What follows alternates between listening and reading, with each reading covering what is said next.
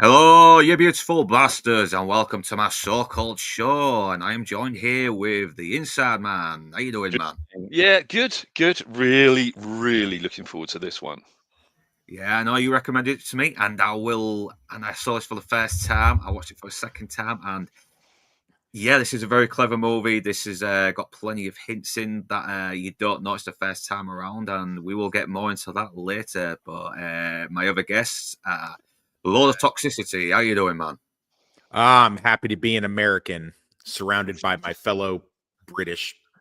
Wait, okay. Yeah, I'm just happy to Yeah. be here. Yeah, you're doing better than us. Oh, fucking hell. All that government funding that was being wasted is finally going to get eradicated. So, yeah, Yeah. I'm happy for Hopefully, you Americans. I really am. hopefully by time. Critical. Yeah. Yeah, so Go now ahead. I'm joined by Critical here. So, how are you doing, man? It's been a while. It has been too long, too long. I've missed these, but yeah, glad to make this one. It's an awesome film. Yeah, looking forward to getting into it, man.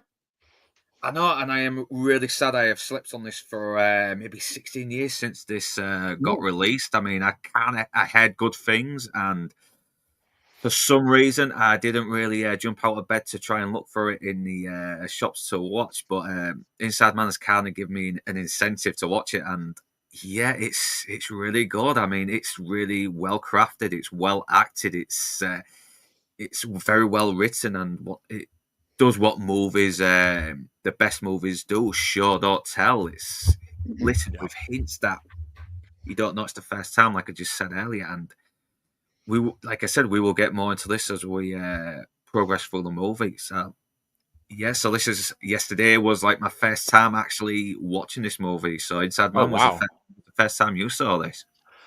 Well, I'd tell you the first time I heard about it. The first time I heard about it, I was actually on my birthday back in 2007 or eight. Yeah, 2008. Um, and I was over at Shepperton Studios, and I was in an area in this section of Shepperton Studios during the writer's strike, and this area where you get all the green screen stuff and everything. It's like so. I walked into this place. It's known as Drapes. So I walked into Drapes, and I bumped into somebody that I'd known for a number of years, and he was getting some black drapes, having to sort out some black drapery and everything for some background for something. I said, "Oh, so what are you doing now?" And he said, "Oh, I'm doing this new movie with David Bowie's son." I went, "All right, okay, interesting." He said, "Yeah, it's science fiction, and it's called Moon." He said, "I can't say anything about it." He said, "But it's got Sam Rockwell." I said, "Anyone else?" He said, Sam Rockwell. And I, of course, I never twigged. I went, right, okay. So just Sam Rockwell. He said, yeah, and Sam Rockwell. And it just never dawned on me what he was talking about until I saw the movie. I missed it at the cinema, but the first opportunity I had when it came out on Blu-ray, I grabbed a copy and I thought, holy shit, this is an amazing film. Um, and it's up there in my favorite science fiction movies, and by far my favorite performance by Sam Rockwell. I agree. I Wow. agree. And yeah, hello chat, hello Whammy Spoons, hello Ron Mickelson, and yeah, Toxic said warning for spoilers because even though it had been a long time since this had come out, and last couple of days ago was me seeing it for the first time, I was very unaware about what the twist was coming. I mean, when I first assumed it was just going to be a guy alone in space, like Castaway on the moon, maybe. Yeah, I Lord mean, Toxic, what was the first yeah. time you saw or heard of this movie? Yeah, so 2009, bought my first house and just retired from the army before I went overseas as a contractor, and I was spending about 6 months at home, and we were just watching movies all the time and sitting by the fireplace, and I had this I don't remember what cable we had, but whatever we had, this pay-per-view stuff, and I just was scrolling through it and I saw the preview for it and I thought, it looked interesting. I've been a huge Sam Rockwell fan since Teenage Mutant Ninja Turtles, and I just was like, this looks fascinating. And then, I'm a huge Kevin Spacey fan, and I like the whole 2001 type concept And Yeah, I was Well, just about to say yeah. that. It does feel like it was sort of taken from Alien as well. And a little bit. yeah, and plus, yeah, obviously you can tell this was done by David Bowie's son because he's got a rock and roll father who was a big star in the 70s. So he's probably got a bit of a soft spot for the vintage aesthetic. So Yeah. I think, yeah. No. This Yeah. almost seemed like it could have been set in the same universe as Alien, to be honest.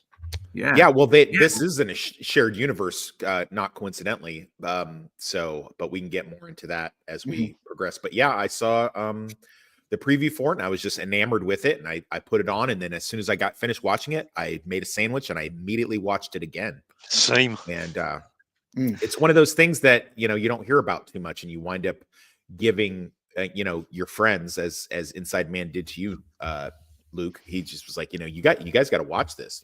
Take a look at this. This is one of those little hidden gems that's someone's got to tell you to watch it, or else you don't know. And I watched it today again in preparation for this before I went and met with a client, and I was blown away by how good it was. So yeah.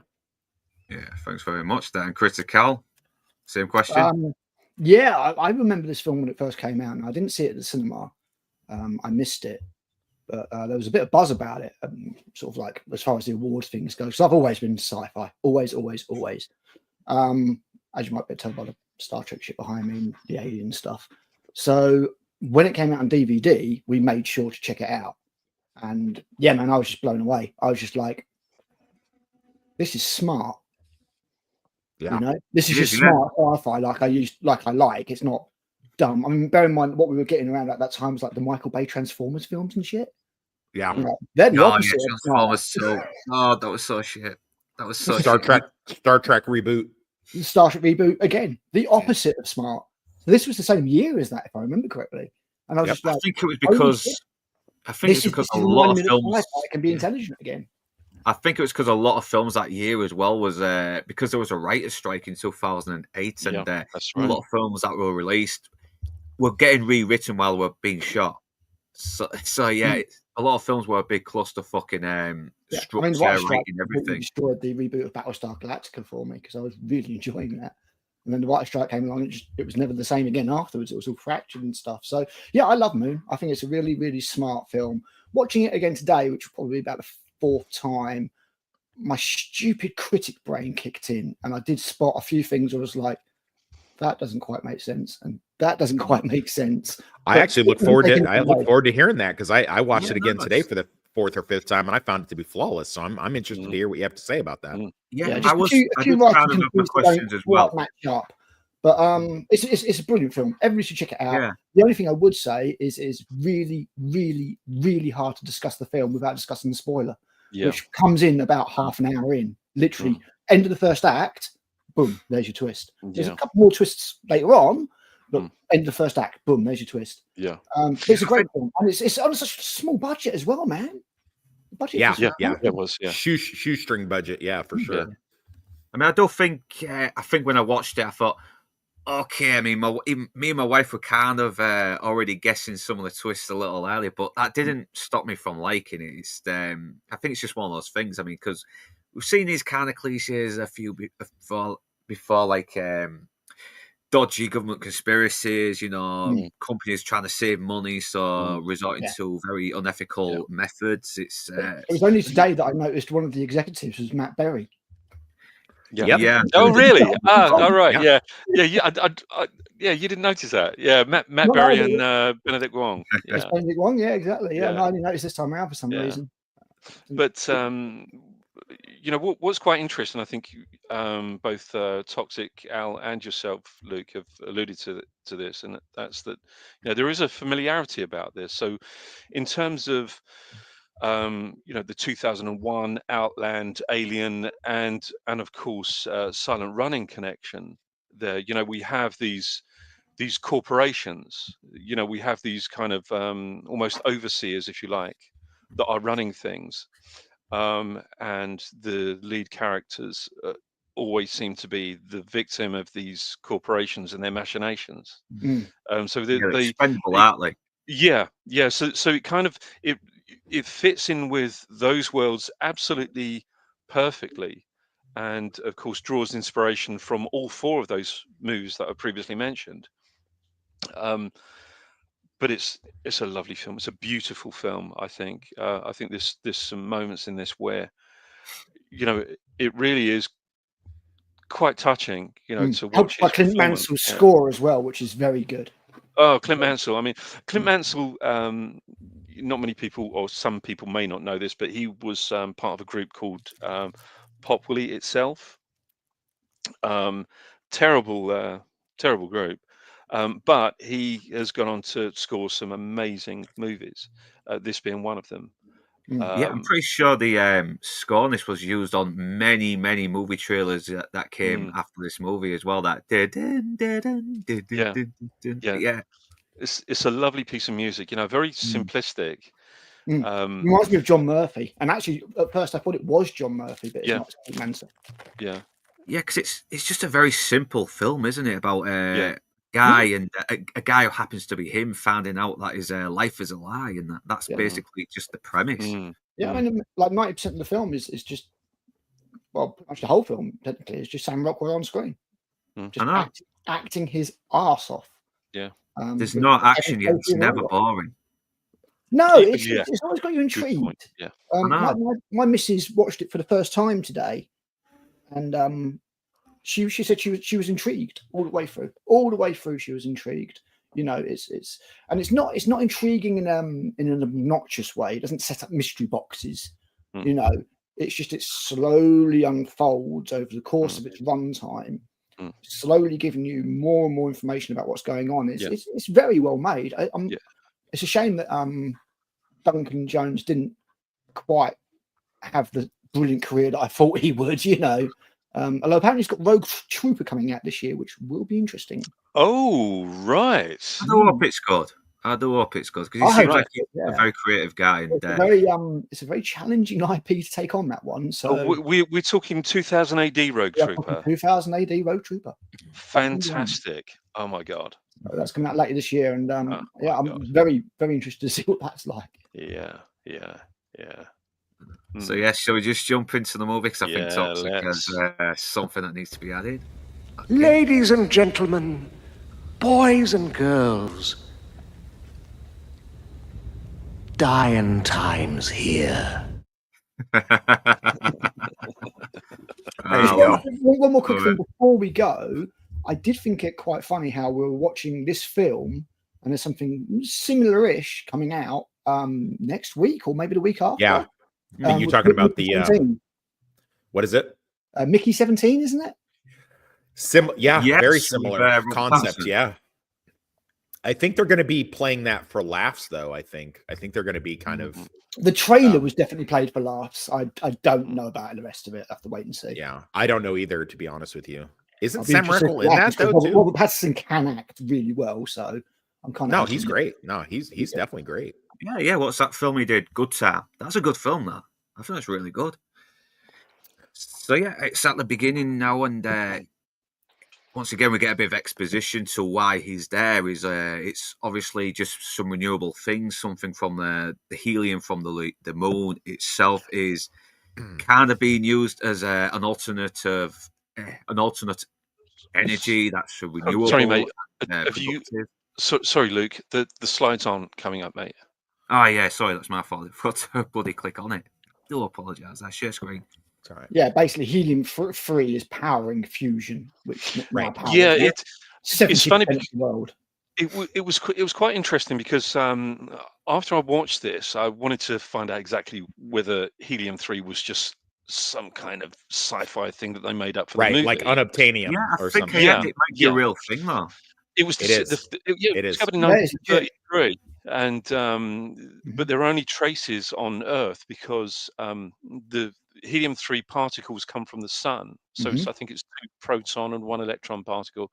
But of course, the Earth, the moon, absorbs these particles, and those particles are within the rocks and surface soil of the moon. They've got to mine it, don't they? They've got to harvest it out of the moon. That's what the harvester is all. But apparently, in reality, in 1969, when the samples were actually brought back from the first lunar mission, and they examined the the rocks and everything, and they found that there was a very high concentration of helium-3, and it's estimated that there's something between 3.5 and 4.5 million tons of helium-3 on the moon's surface, which basically means that as a source of power in nuclear fusion, we could use this as a source of energy which would last us 10,000 years.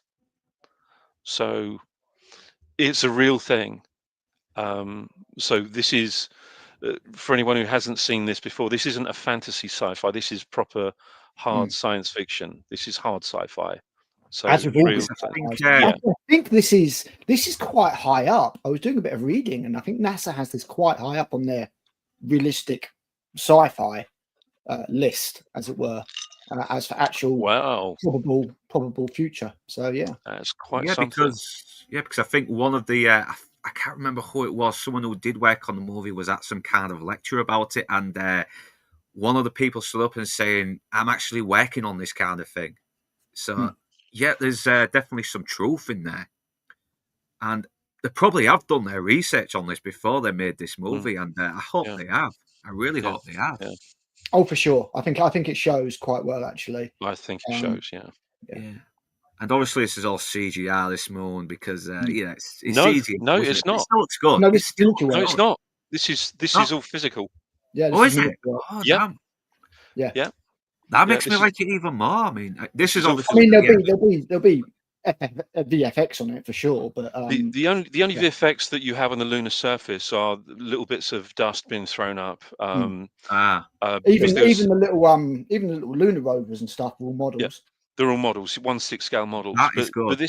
But this is they had I think it was a 45 by 20 foot stage surface to work with, and the surface was covered with sand, and then it was cat litter. Yeah, I was going to say it's cat litter. Yeah.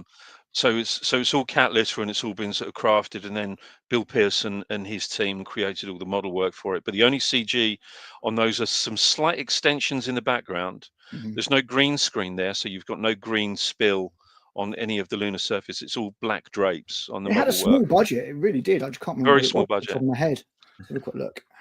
But there's a reason that they had the CG dust, because and he wanted to use CG dust, and that is that obviously dust on the lunar surface, it acts in a certain way. So there's no Brownian motion or anything like that would cause swirls and vortices and puffs and all of that kind of kick up of dust.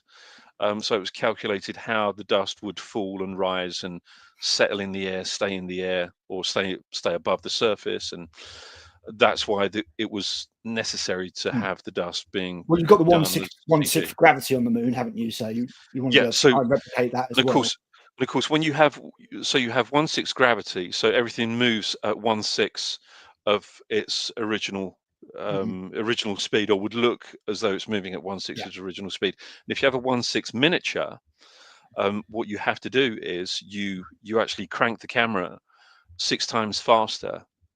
So the camera would be cranked 12 times faster, it was calculated, than it would normally be required.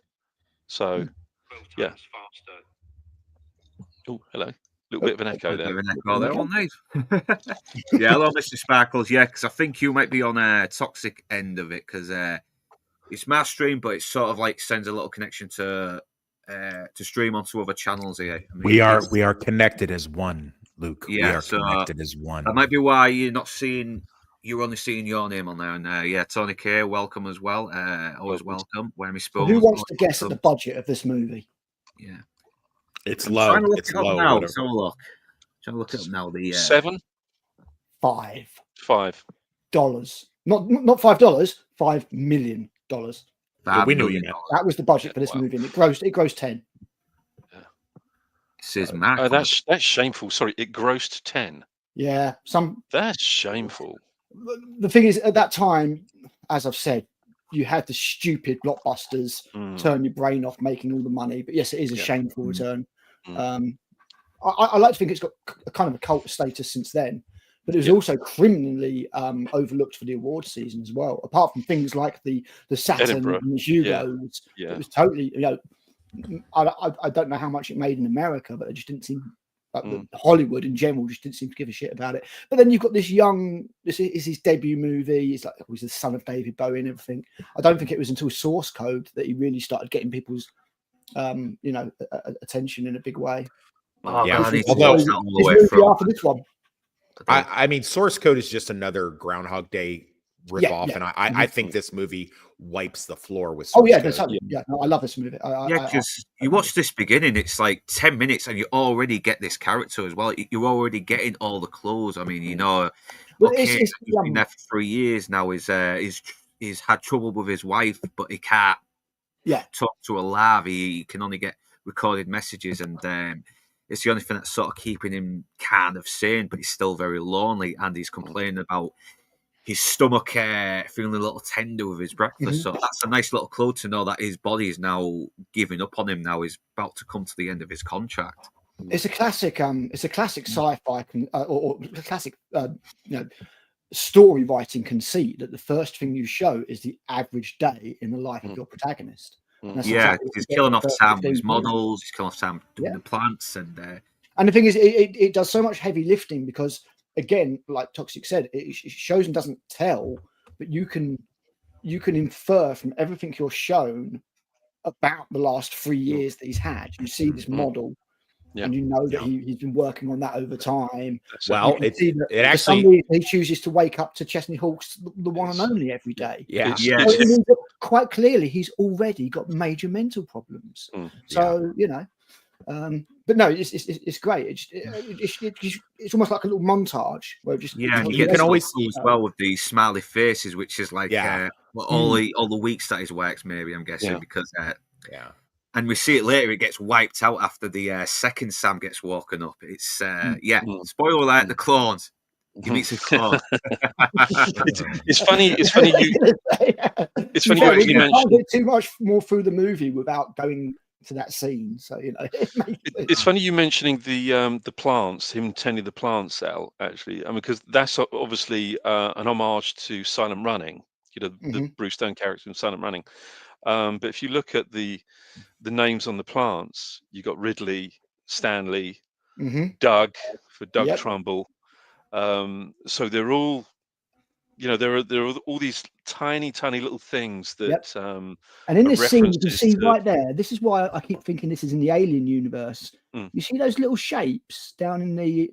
It looks like something out of Alien. It looks like something out of Alien. It's exactly the same design. Jumpsuits as well. The jumpsuits. It feels Outlander as well. He's got the white trainers on with the It's that lived-in quality that all of those movies have. That work. Even the hydrogen canisters are kind of a similar concept to what they've got. Yeah, it's very industrialized, isn't it? Yes, he goes to get his suit at the beginning of the film, and the suit is dirty because it's his work. It's his work clothes, isn't it? Yeah. Like he goes out there. Plus, there's no one there to keep up appearances anymore. Right. Yeah. Like who cares? But you can always tell somebody's going through some sort of existential crisis or some sort of trauma because they look like Critical Al in the movie. Yeah. Like anytime they got the big scraggly Jesus beard and the hair is all out like that, they're either training for a fight because their friend was killed by a Russian, or they are alone, like on this deployment to scrape up, moon dirt so that people can keep, driving their SUVs. So, and he does look like he hasn't bathed in a fucking long time. I mean, looking at his clothes, I start to itch a little bit. I feel like I want to jump in the shower right now just looking at him because I do like that. I do like that T-shirt though. Wake me up when it's quitting time. Yeah, right. Yeah. Which actually was his Sam Rockwell's T-shirt, by the way. I like all the Sams have the same T-shirt too. That they all have their little kit. Yeah.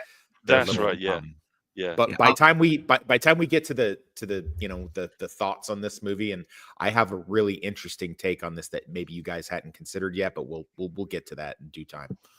So plus we also get hints that Gardy has actually grown to care for Sam over the past years from all the clones that Well, he's it's taking care of. I mean, it's that, but I think it's you could make any kind of argument you want about AI and does AI have feelings and yada yada Yeah, yada. it's But very ambiguous, isn't it? Like, it's very they set it up to he's where programmed to, isn't he? He's programmed to, but at the same time, well, yeah, is he I mean, actually going to care for him through his not just through his programming, but he actually does. It's because it looks like he's trying to help him there, and he ends up accidentally hurting him. And but this is the thing, isn't it? It's he's there to assist. I mean, he actually says. I mean, Gertie actually does say a little bit later on in the film. You know, I'm here for your well-being. I'm here to look after you, Sam. And of course, he has to. That's part of his duties. He's programmed to do that. However, when he's placed in the position that I won't referring to him as a he, but when Gertie gets placed into the position that it is placed in, it's something that he is completely unfamiliar with. Yeah. So he still has to take care of Sam 1 and Sam 2. I think it's an inverse of the logical fallacy problem that Hal encountered in 2001. Where Hal becomes a murderer because he's told by the company that he has to lie, and he is programmed to not lie, and it causes. So this is like an inverse of that, where it's like, although he's supposed to follow company orders, Gertie's priority one, Isaac Asimov rules of AI is do no harm and protect protect the client, the astronaut, whatever you want to call it. And I think that's why he kind of goes off reservation a little bit and does the things that he does. Perfectly. I like to think it plays into Isaac Asimov's three rules of robotics. One is you may not, by action or inaction, allow a human to come to harm. Two is you must follow the orders of a human, apart from when it would contravene rule 1. And then rule 3 is you must preserve your own existence unless doing so contravenes rules 1 and 2, which is a beautifully put together, very simple, very, very simple list of rules. But I don't know if you've read Isaac Asimov's The Complete Robot. I have. Sorry,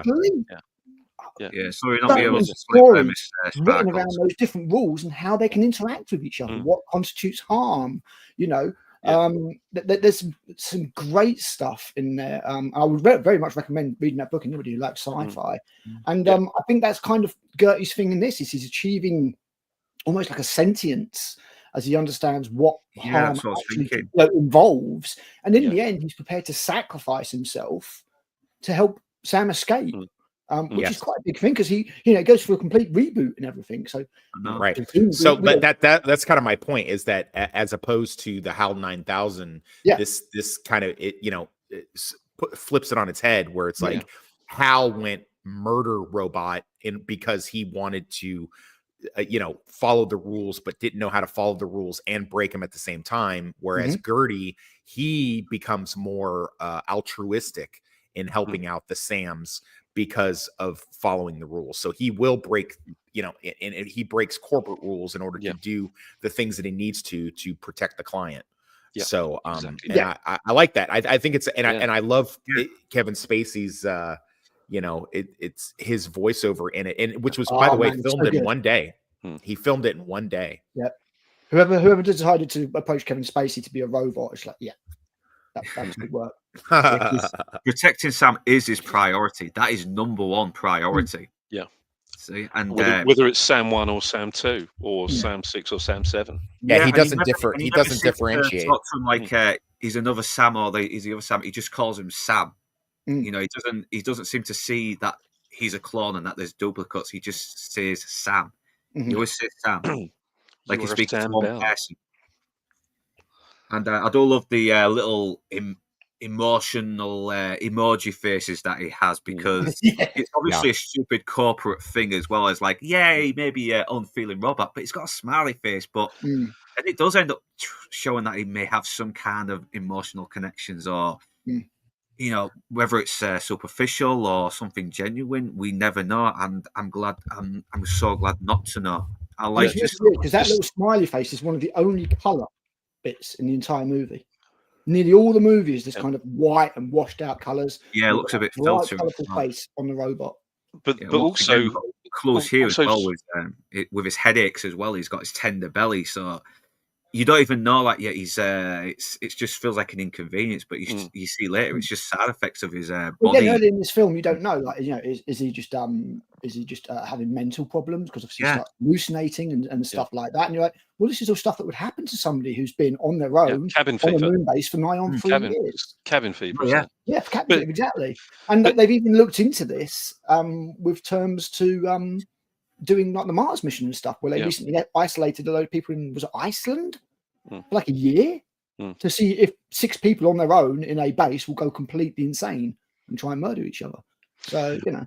But this is the funny thing about, sorry, going back to Gertie and the emoji faces, and the strange thing is that they actually did, on the set, they used transparencies on that screen. So obviously it's not a real screen. So it's just literally a light box. So they put transparencies on, but unfortunately they wouldn't show up. And when they got the footage back, they got the rushes back and they viewed the rushes, it just wasn't showing up. So they had to CG that. So all of those emoji faces are digital effects. Oh, wow. Done by a company called Cinesight, a brilliant company. Simon Stanley Clamp, I think it is, who's visual effects supervisor for the digital effects. Miss Sparkles, yeah, there will be spoilers. So if you don't want to be spoiled by this movie, by this stream, turn this off and watch the movie. But if you don't mind, please watch the movie. Please watch the movie first. They're off watching the movie first. I'm watching this later. Yeah, if I was to score this movie, it's a 9 out of 10 straight away. 9 out of 10. I do like the scene as well because it does really make you feel for him as well. You can see he just wants to get back home. Even though it's looking like he and his wife did have problems before he left, but yeah, you know, you're bound. Yeah, if you've seen this, then you know he's in for a bit of a disappointment. Poor bastard. And you do feel sorry for him as well. You do genuinely feel. Oh man, Sam Rockwell sells it so well. He so does well. Every version of Sam that he acts brilliantly. And he does the different parts well when we meet the second clone. He's a bit more. Now that we know that there's well, going to be a second Sam Rockwell or second Sam Bell, what this reminds me of more than anything else, and I think Inside Man will know, is the Red Dwarf episode Me Too or Me Squared. Where there's 2 armored rimmers. I've never seen Red Dwarf. Oh, you dude, you're kidding! God, man. Oh my God, you gotta watch it. It's so good. Man, you've got to watch at least the first few seasons. You are missing out on some quality sci-fi. Season 1 to 6. Season 1 to 6. They're the best ones. It goes down a little bit in season 7 and 8. And I think 9 went a little bit better, but still does not capture that same magic as the first. So, Luke, you know what I'm talking about, and I don't know if Toxic does. But yeah, Me Squared, the episode where there's 2 Arnold Rimmers. Yeah, and I have a different. Yeah, I have a different theory that I'll espouse at some point here when the time is right. So I don't want to mess up Luke's flow with his slides with the story. But yeah, this is another good little bit that when he burns his hand, he's seeing hallucinations of a young girl who he doesn't know it's his 15-year-old daughter. That's probably one of the few things I question about him, because why is he seeing an image of his daughter growing up when he hasn't? Well, they have a phenomenon. They have a phenomenon known as twin telepathy. So it's well known that in moments of high anxiety or pain or fear or something like that, you might get a flash of something that your twin in like that's what these guys are really. I mean, they're twins. They're all I get what you mean. Yeah, like twins sort of seem to figure things out together, don't they? You know, they seem to think that's a good point. That's a really good point, and that actually they're beyond twins, aren't they? They are in essence the same person. They are all the same person. But that's a really good point, actually, Toxic. Really, really good point. It's something that I'd never thought of. I just wanted to make sure that because I thought there was something. Okay, it's got to be some kind of mental connection with them being clones. But then you mentioned the twins part, and that just confirms it even more. So thanks for that. I'm pretty smart, guys. Just so you know, I'm a pretty smart guy. But this is good as well because he burns his hand, and this lets us know that this is the first Sam we saw before we meet. Right. I think that's an excellent, the whole shoot us both Spock thing can be gotten rid of, because later when he re-enters the picture, then we see the bandage on his hand, so we know he's Sam Prime or Sam 1, I guess. Yeah, I call him Sam 1. I call the other one Sam 2. In my although notes, he's not though. He's not. No. Sam yeah, 1. no, It's definitely not.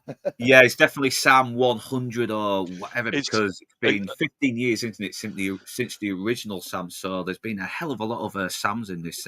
Well, whatever album. 3 into whatever 3 into 15 is. So it's in the just like, script they're referred to as Sam 1 and Sam 2, but in the story they're referred to as Sam 6 and Sam 7. I'm guessing Yeah, Sam 1 is Sam 5 though, because what is it, 3 times 15? I mean, it's 5, isn't it? That's what I'm Apparently guessing. if you go along the apparently it's 6 and 7 according to Duncan Jones.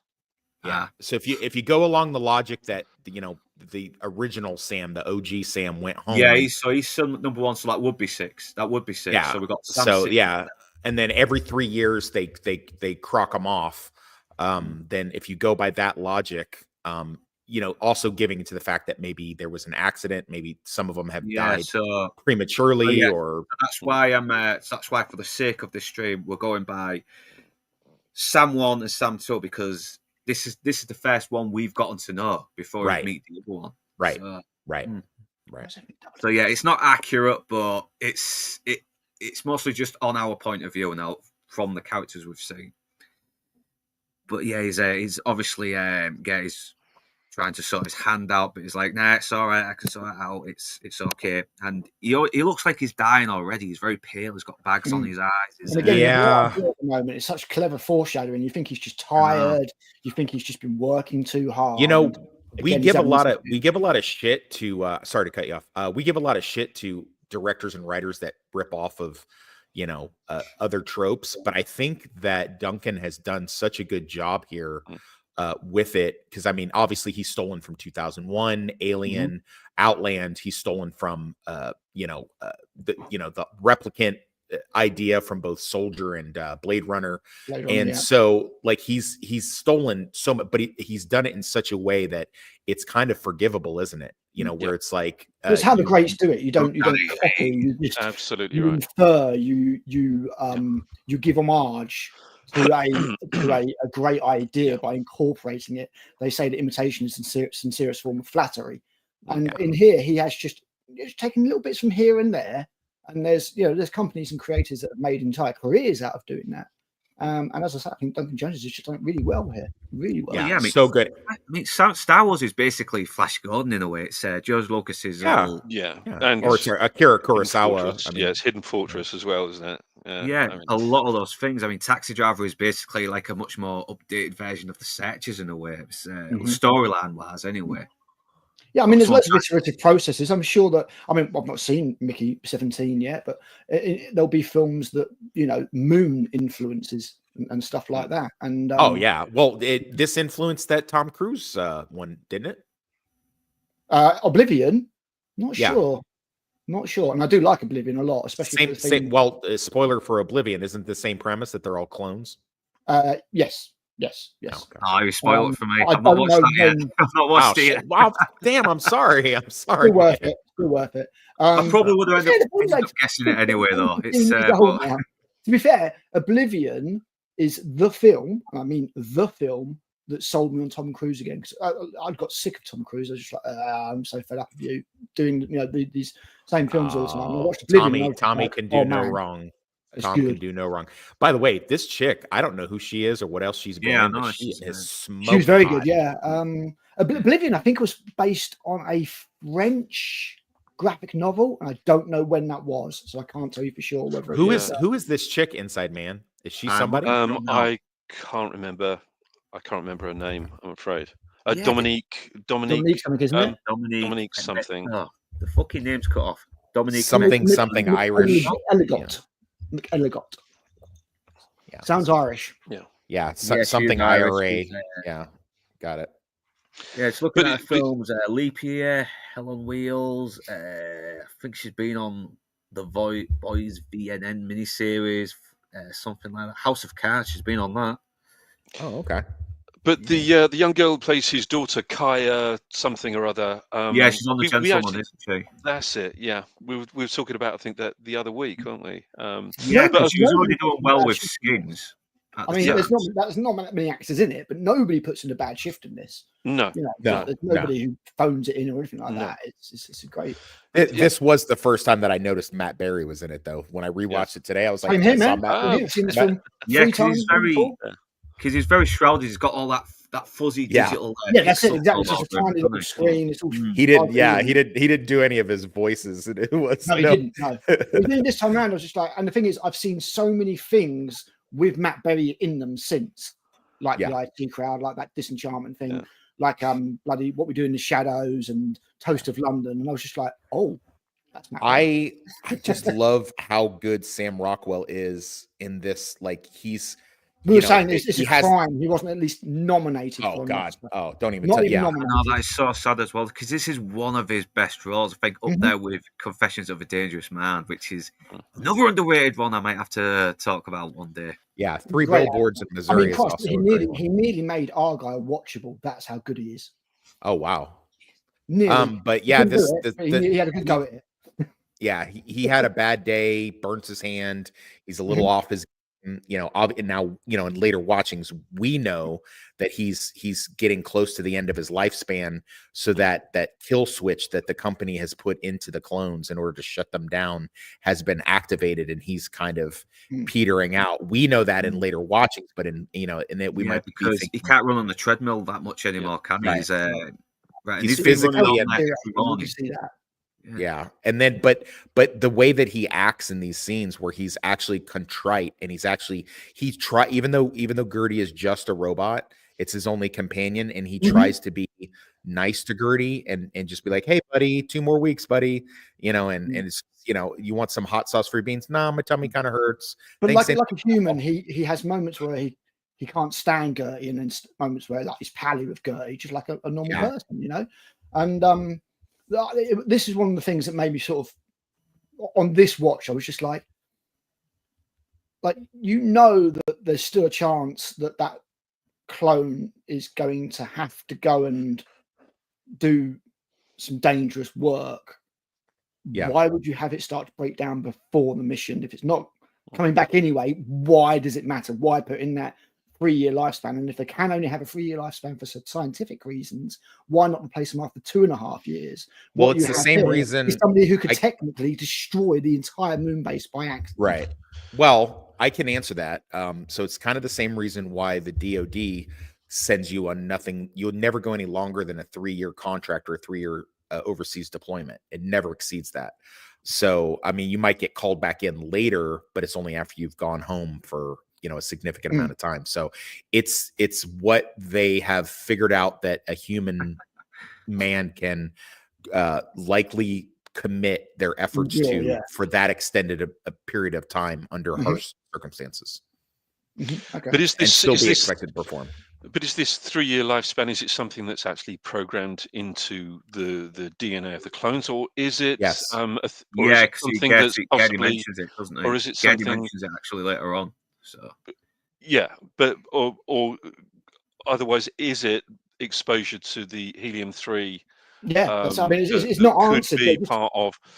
It's not. You know, there's nothing that specifically gives you the answer to that question. No, but it just puts it on the company that maybe the company's a bit dumb. If you've got loads of clones down there, I mean, I presume that maybe they don't know that they degrade, but you've seen, if we're already on SAM 6 and 7, then they must know that they need to replace them. And this is just one of the things that my critic brain this time around, because it's the 4th time I've seen it, and I'm just like, you know, I'm gonna disagree. Because I think it's actually a brilliant from a you know, a psychopath standpoint, it's actually really brilliant.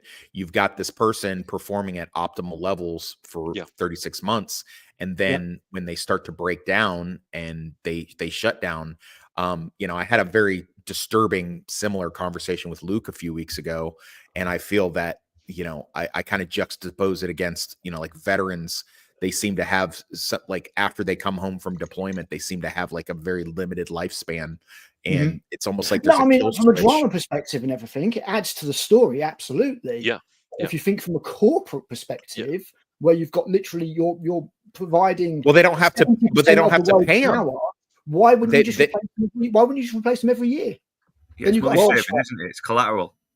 you know. Yeah, I mean, there's probably a limited amount of space they can throw, clones up in there. I mean, I guess I don't know. There was hundreds beneath the base. It's just one of those things that just might fucking. I mean, it's not a completely. It's not a completely. It doesn't break the movie or anything. My No. brain just goes kind of like, seems a bit odd to go have him breaking down, and yet he still has to go out and mend these harvesters and stuff. Well, but he didn't. It seems like a liability because then he goes and crashes into the harvester, which causes a problem. I don't know how long ago it was you watched it, but he didn't have to go. In fact, they locked him in. They didn't want him to go out. He contrived a way to sneak out. No, the first one was doing maintenance on the harvester when he sees the figure in the dust. Well, that one exactly. Right, that's but that one exactly. That's the first one. So what I'm saying is, if he's already in the space where he's breaking down, why would you have him going out and doing that dangerous stuff? Yeah. And if that dangerous stuff is inherent to the mission, why would you? I don't want to get bogged down on that detail. And again, but it works great from a drama perspective because otherwise the film essentially doesn't happen. But it just makes the corporation look a bit and it also does it does throw up questions which are open to interpretation, which is something that I like. Yes, and there's nothing here, as I say, there's nothing here that breaks the film. There's nothing here where I go, fuck off, film, you don't work anymore. But it's just a couple of little things I was thinking like, it seems a little bit odd, but you can let them go, and most people won't even notice them. But I'm me, and I do. So, I feel like there was a lot of fail-safe measures if things do go wrong. They had they have that team on the space station hovering nearby, and it's not a rescue team. It's in fact we know it's a kill team. Who also know how to do maintenance, of course. And then of course they have Gertie. I think maybe if I was going to say the company did anything sloppy, it was not factoring in the fact that their AI might mature and grow accustomed to Sam and help Sam in the ways in which Gertie does in this. I think they assumed they had a HAL 9000 and didn't realize they had like a K-Pax. I also kind of had the idea that the people in charge were like stockholders who had no fucking idea what they were doing. Really, they just owned the company. Yeah, I mean, even when he speaks to them, they're very much just spouting the company line. It's like Weyland Yutani in Alien Romulus. You're like, this is the stupidest fucking corporation in existence. It's so Weyland Yutani. Just stock owners. It's Amazon. It's Amazon. It's Weyland Yutani. It's Disney. It's all of these. This is something that's so plausible to me that I think, because if they were going to be like humans about this thing, they go, okay, we've got this mineral, right? We've got this mineral on the moon that we can solve our energy crisis with. It's going to be expensive to go get it, and it'll be expensive to put a moon base, but everybody's going to win. But what they wanted to do instead was pull a Dollar General thing. And well, I don't know if you guys have Dollar General in the UK, but over here there's like, they're going to cut overhead by having these clones that they don't have to pay and they can just incinerate. And that's that's also my theory. It's also my theory on the PTSD thing with it's almost like, if there was a diabolical way so where you didn't have to keep paying veterans benefits, just have them delete themselves, and so I feel like this is a bit of an allegory for that. It's just like he served his purpose, he's no longer useful. Sam Prime is living the good life, because he sold the rights to his genetics and DNA and his memories. That's never said, but that's what you infer, isn't it? When you find out later. But also, this is the ultimate investment, isn't it? It's the ultimate investment. It's cheap in comparison to 10,000 years worth of profit. Yeah, I know he's expendable. That's all he is. He's just a drone to them. Yeah, and this is where the plot really starts to move along a bit. Now we've got the exposition about him. We know who this guy is, and obviously he's going down to collect some of the helium from the harvester, but then he starts to see an image, an hallucination, which causes him to crash. And later on, it's looking like he's woken up from the accident. He's been saved, but then we see there's no marks on him whatsoever. He doesn't remember the accident. He remembers Gary. Yeah, this is where we start to see a little bit of suspicion and mistrust as well, because Right. Gary is talking to the company live, despite the fact the satellites are all blocked off and they can't get a signal. It's so this we don't know if this is Sam 2 yet, but we know he's already suspicious about what's happening, which later leads him to jeopardize one of the pipes, so he can say, listen, I need to go outside and get the pipes fixed. But it's like, we have to keep you in here because the company is sending a team to sort out the harvester that's stalled. So you just stay in and be a good boy. And it's like, no, something's wrong here. They're just saying like, oh, we're concerned for your well-being. So they're spouting the company's shit. It's like when the company's about to get bought out by another company, and the company's like, oh no, your jobs are fine. No, it's just don't worry about it. Where the whole time they're already calculating their fucking parachute, and they do the fact that loads of people are going to get wiped off. It is absolutely the upper management and then the peons, and they don't matter. Because it's so diabolical. You need to be a prick. Exactly, that's it. You step all over the beneath you. And as you correctly say, Sam means absolutely nothing, even though he's the one up there doing the hard work. But of course, Gertie obviously has to take care of him particularly well at this point, because he's a newborn. He's just been born. He's, and I thought it was quite an interesting one where we have low light on the set, and of course he says the light really hurts my eyes. It's really bright, and of course it isn't. When he opens his eyes, it's the first time that he has actually seen anything light. Like the Matrix. There's another. Says, my eyes hurt, and then Morpheus goes, "You've never used them before." Good comparison. Good call. Yeah, it's an interesting little thing. And by the way, I have to say, absolute credit to Tony Noble, the production designer of this, who created the most incredible set. I love it. It's such a beautiful work of art, and it was constructed in sections. And you have to remember, this set is not made of metal or any kind of fiberglass or anything like that. This is all MDF and wood. It's all painted wood, and it looks just wonderful. Great inspiration drawn from Sid Mead, apparently. Yeah, I was going to say Sid Mead's all over it. Yeah, and his kind of functioning kinds of sets that he had created, particularly for Blade Runner. But it's Tony Noble, absolute genius of a production designer, all on a very, very tight budget, very, very small shoestring construction budget, and all of the lighting on the set was practical, by the way. Everything was practical. Yeah, because I love the fact that it's not too slick looking. It feels very industrialized. I mean, it looks like there's rust on all the metal parts, everything. And I do like to think one of the CEOs here is Renham's great grandson from the RT crowd.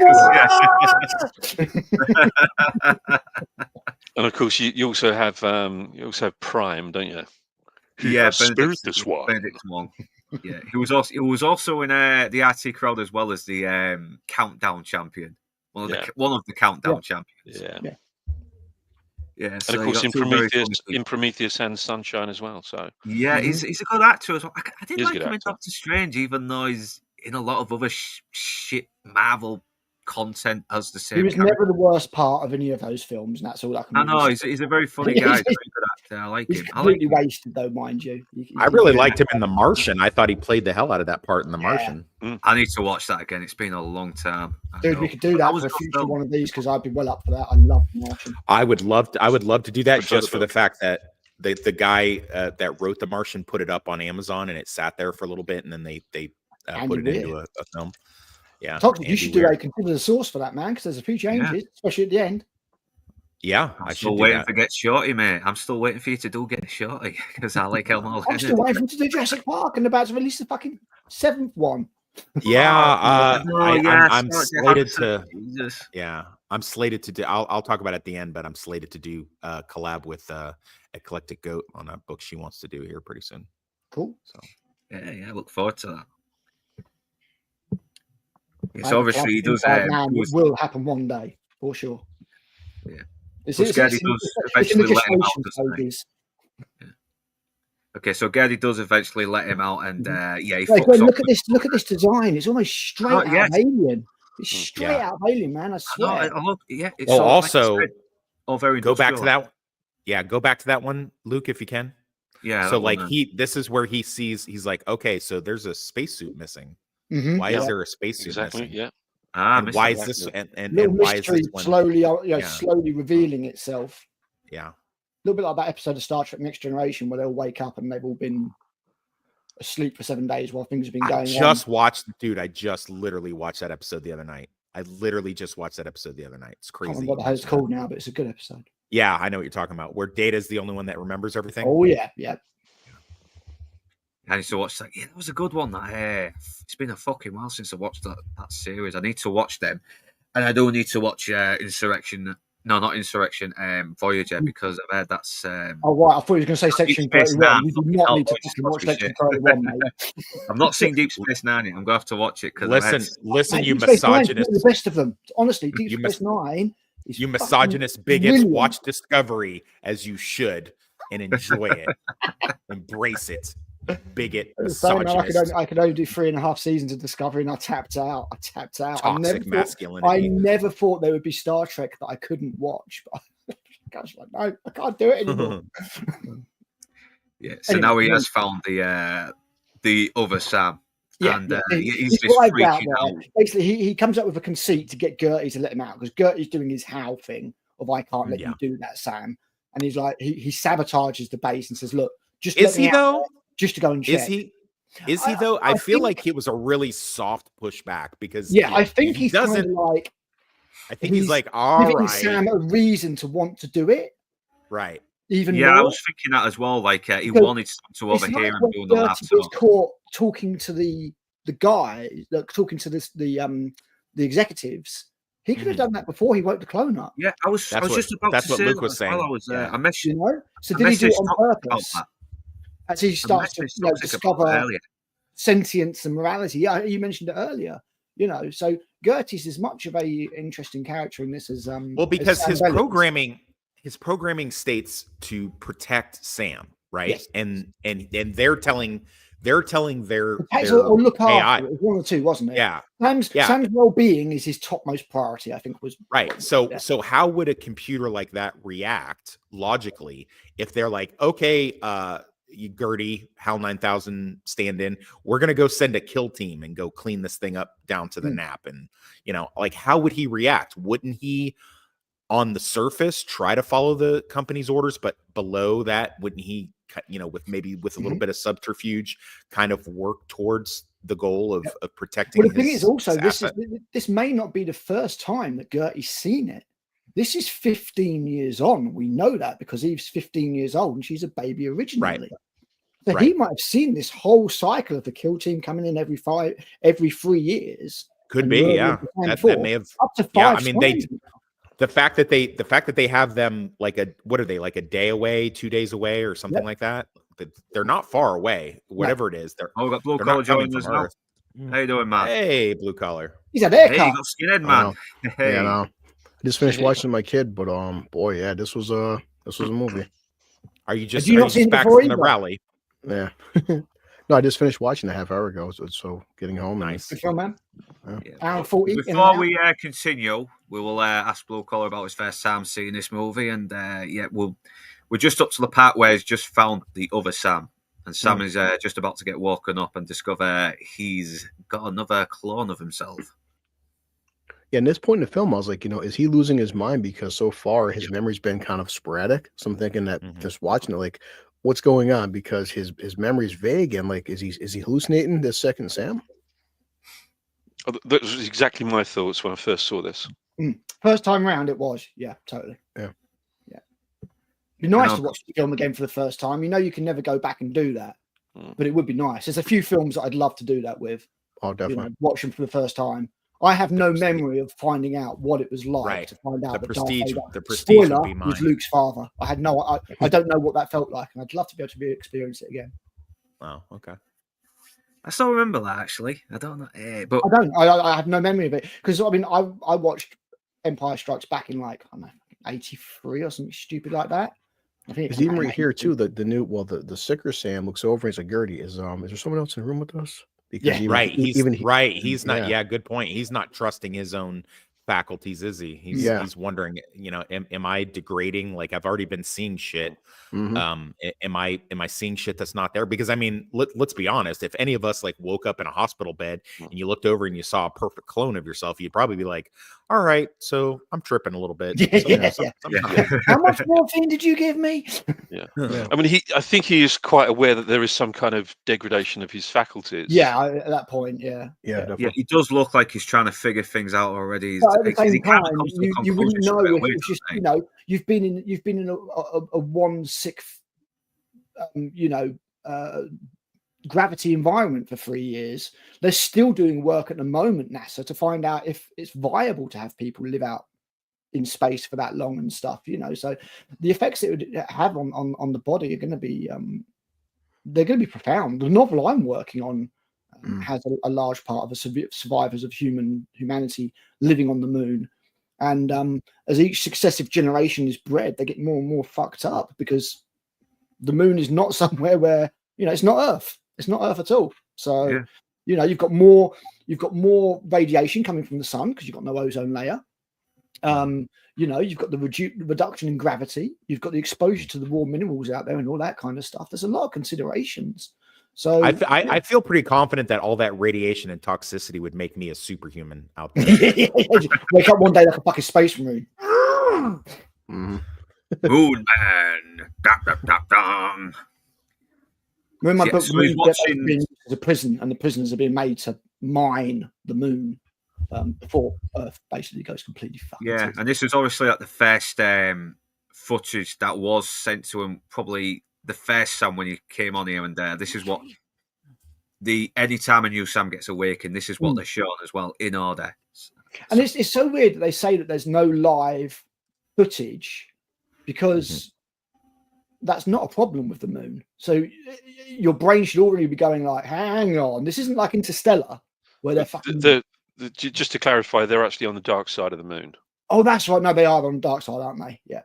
So no. Well, they also gave them the malarkey about the Didn't they say a satellite receptor shield? Yeah, the receptor shield is down, and that's something that's got to be. And listen, if he was only there for a 3-year span, that's a lie they could probably get away with and just tell the lie again in another 3 years. But in fact, they're using signal blockers, which, by the way, they actually do on military bases.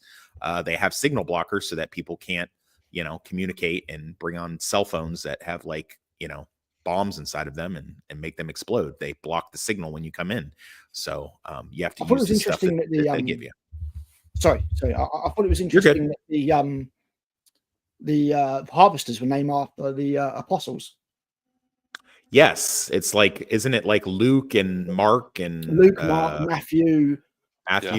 Luke has been crossed out. It's Judas, doesn't it? One of the Judas. Yeah. Just a little informational tidbit here, just a trivia tidbit. The base is called Sarang, which means love in Korean. Oh wow! There you go. I didn't know love. Yeah, I did. Oh, you beat me to it, you piece of shit. You beat me to it. They certainly weren't full of love in the 54th parallel. Am I right, guys? Huh? Am I right?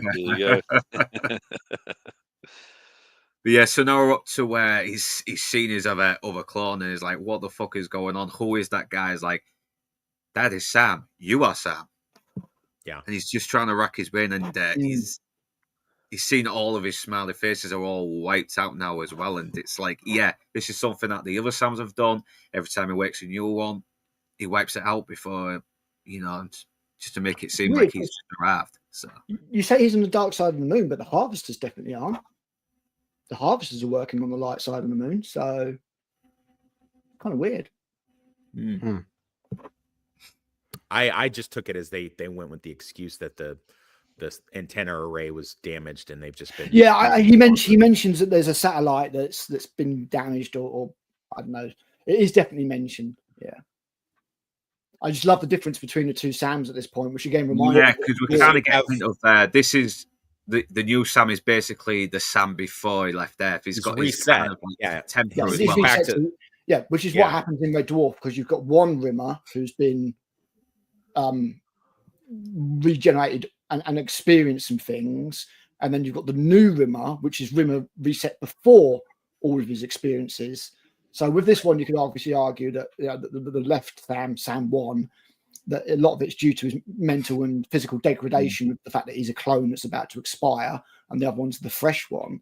But he's also had those experiences that would affect him as a he's Right. still still human. He's back down to his factory settings, which is exactly. Yeah, one of the- he hasn't lived the experiences that Right. that Sam 1 Because after has. 3 years of isolation and working Yeah, on yeah. projects, and you learn how to keep that stuff. I mean, Mm. Lord Toxic going into prison on day one is a very different person that came out in 3, 4, 5 years later. So Mm. Your that's experiences yeah. define you, don't they? So again, Yeah.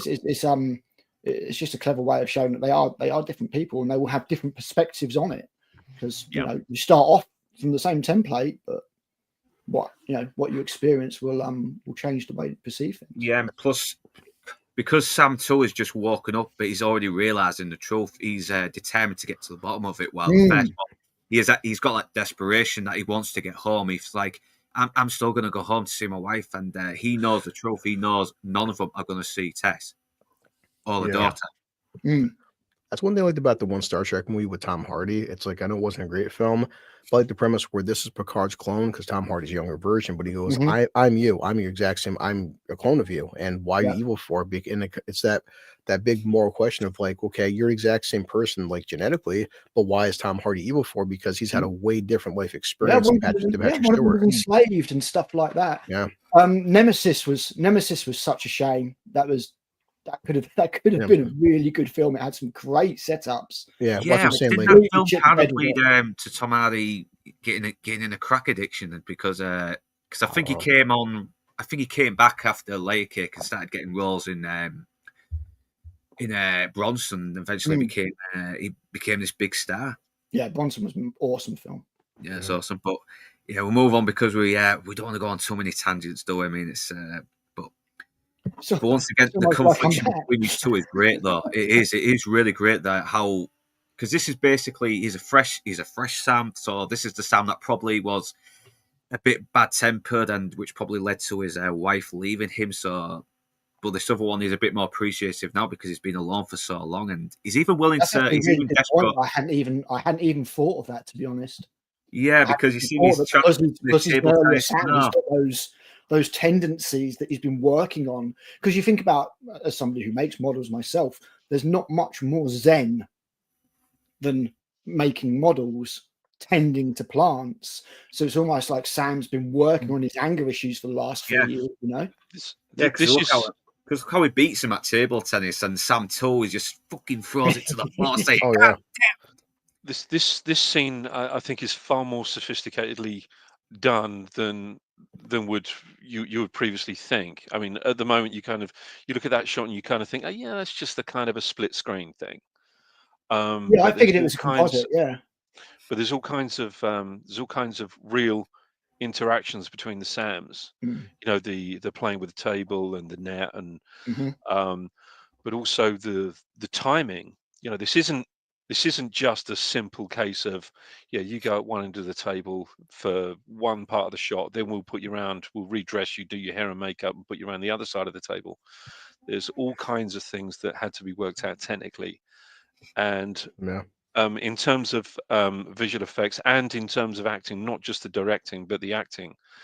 So keep it there. I'll mention this in a sec. Oh, sorry. Wait, yeah. On those three, right? I'll tell you something about these. But it was such an incredible piece of work that he did. That Sam Rockwell did. His performance. He had a little earbud in, and he was listening to a table tennis game, and he was actually reacting to that reacting to the sound of the ball in his ear. On both occasions, so he had to do the timing really, really well. Now these three, right? So the guy in the center is a guy called Mick. He was the first assistant director. The guy on the left, that's Gavin Rothery. Gavin Rothery was the special effects supervisor and concept artist. And the guy on the right, that's Gary Shaw. Gary Shaw was the DOP, director of photography, Check the surnames at least. who I've actually worked with previously. But yeah, it's it was a nice little kind of cameo for some of the crew. Yeah, so not them You know mug what- shots. Yeah, this was taken just for the film, then. That was taken just for the film, yeah. Okay. I like Sam Rockwell's able to do this affectation that is very similar to Robert Redford, where he's able to speak in such a genuine way in which like he knows how to like interrupt himself when he's speaking. I don't know if there's a technical name for that, but like that like, oh, I'm gonna go over, you know what I'm gonna do actually, and like he has that way of interrupting his own dialogue as he's doing it, and it comes off so naturally. After just you recently will think that this guy is interrupting himself. It's and once again, show don't tell. We are seeing who this what Sam was like through his new clone and how he's evolved from Sam gets to Sam gets to see what Sam was like too, because it's one thing to be inside yourself and just go and maybe look at yourself introspectively, but if you actually had if you had a clone come out and he had like your former bad habits, and you were like, Jesus Christ, is that what I was like? Did I really do that? And and it's kind of taking Sam 1 or Sam Prime, it's kind of taking him aback a little bit, because he's like, oh my God, I see what the wife was saying. Now I see why I had to go away for 3 years, because I was a douche. I'm like that whenever I watch my streams. So I'll say sometimes it's also like being a parent. I mean, people say, Chris, your kid's just like you, and he's 17, but like, man, you're a freaking idiot. And like, I would never. I'm like, wait a second, I was 17 once too. Shit, like some things he does, I'm like, I probably did the exact same shit when I was 17 and worse. I love that line he says as well, where he's trying to look everywhere as like, listen, there's no secret room. I know this place up and down. I know how many bits of data behind those panels right there. That is a good line, that as well. Yeah, such a good line. Yeah. And they end up clashing as well, because he doesn't want to jeopardize his chances of getting back to Earth, and Sam too is like, you're not getting back to Earth. Your test is not waiting for you. We are expendable. We are there to save money for the fucking company. That's it. We are nothing to them. We're just their drones, their little handy workers, ready to be put down when we're no longer useful. Yeah. And the clash. And he barely touches him, but then spills a load of blood all over the floor. And and once again, that was like, he's definitely dying. He is definitely dying. Yeah. And so he has this little breakdown as well, as like saying, how many hours I worked on that model? And I think Geddy says 938 hours, which probably is another hint that of how many Sam's have been working on that model, because even he said he does say, it wasn't. He didn't start it. He just continued it. Yeah, exactly. Yeah, because Sam too figures it out straight away. It's like, you even said you don't remember doing the other stuff in the model. It just goes to show that this is a very good, smart character. Yeah, he's had his problems with his wife, but you do want to see this guy find out what is happening, and you want him to succeed and maybe try and escape this madness that he's trapped in. Yeah.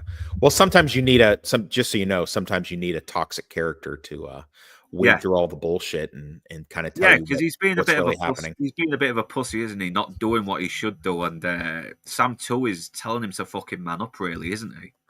Yeah. But even Geddy just tells him the truth now. You are a clone. This has been going on for like just over 15 years. I mean, and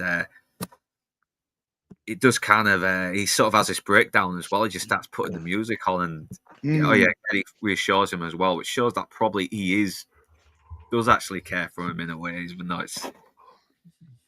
don't know if it's programming or if he is breaking through his programming, and I like that ambiguity. Yeah, Some I great framing of think shots in this it's film as well. yeah, I think it's yeah, it's an interesting concept, an interesting thought. You know, is he starting to develop something? Is there something developing, or is it does it have sort of conflicting pathways of programming? What it doesn't is not entirely sure because it's never been placed in this position before. Hmm. Exactly as Toxic was saying earlier, you know, it's an inversion of those three laws of robotics, perhaps, or you know, an inversion of HAL 9000. Yeah. Because I don't like how Sam has this breakdown as well. Like Sam 2's trying to talk to him, and he just starts playing this music, and once again he plays the music again, and he has to knock it out, try to fucking get to listen. Yeah. Well, on top of the thing, Sam 2 doesn't understand. Sam 1's like, okay, I'm waking up, I'm sick, and this is going on 15 years. That means I'm not the only one. Your whole world is shifted upside down because you think you're going home to your wife and kids, and hey, I'm not just a clone. I'm like one of like who knows at this point how many clones, and I have a fucking expiration date. Like that's a dark fate to understand, to realize in the course of like an hour. You know, oh shit.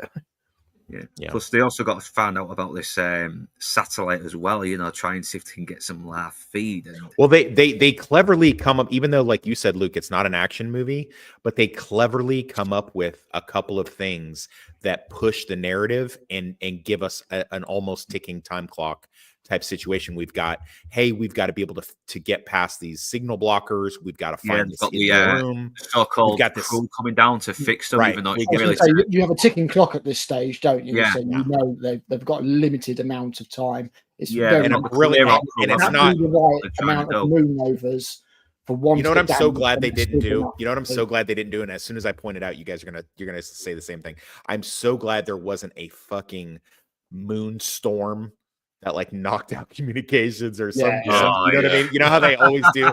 There's always a storm of some guy, like, oh, the moon dust came up and the storm happened, and that's what stopped us. And no, it's everything's still status quo, but you've got this kill team. Oh, and the fact that Sam 2 automatically knows, like, dude, that ain't a rescue team. They're coming to murk us out, like, for sure. Like, that's the only reason they'd come out here. Yeah, it's evidence, isn't it? It's evidence. Plus, it stops the other Sam from finding out what's happening, even though he already has. But they don't know that yet, do they? Well, it's like, I don't know if it was you or Inside Man said they've probably done this a couple, like this has probably happened. Like this is another fail safe to make sure that, you know, if the 3-year thing doesn't work, if he gets hurt, or if he goes off reservation some kind of way, we'll send in this, we'll have this kill squad on deck. The contingency. Yeah. Right. Which just goes to show you how diabolical the company is, because instead of just sending regular people up there and paying them a decent wage, they've contrived this way to have these clones that have a ticking time bomb inside of themselves, and then a kill squad on standby to make sure that they actually die when they're supposed to and stuff like that. Like, what's so petty and just real pieces of shit. Yeah, that's the Tyrone Enterprise from Blade Runner, isn't it? I think you mentioned a reference to Blade Runner because they're basically the same. He is basically like Roy Batty. He's there to serve a purpose and then die. Yeah. And he's not made to last. Yeah, he's a synthesized human. Yeah. But this is where Sam 2 starts to suspect that, I may be fucking dying here. And he is more determined to Sam 1. Classic, isn't it? As soon as you start spitting out teeth, you're like, oh, fuck. Yeah. That's the same as like telling somebody you have a headache, and as soon as you have a headache or you spit teeth out, like, you're done for. Yeah, the whole coughing of blood. I mean, I do that all the time. I'm fine. Oh yeah, it's like that Simpsons. It's like that Simpsons episode where he's about to leave the bowling alley and he's like, "Don't worry, little Timmy, we'll go to California." He's like, "Sure, we'll, Homer. Sure, we'll." Well, maybe you're a clone. Do you remember the haircut, or did you just wake up with a haircut? I'm so hungover, I'm not really sure. Are the bus people sending you like into the darker neighborhoods and you just want to represent? That's true. Yeah, those neighborhoods. Yeah, and this confirms it as well. This confirms that they've been doing this for fucking years, and he's probably not the only one.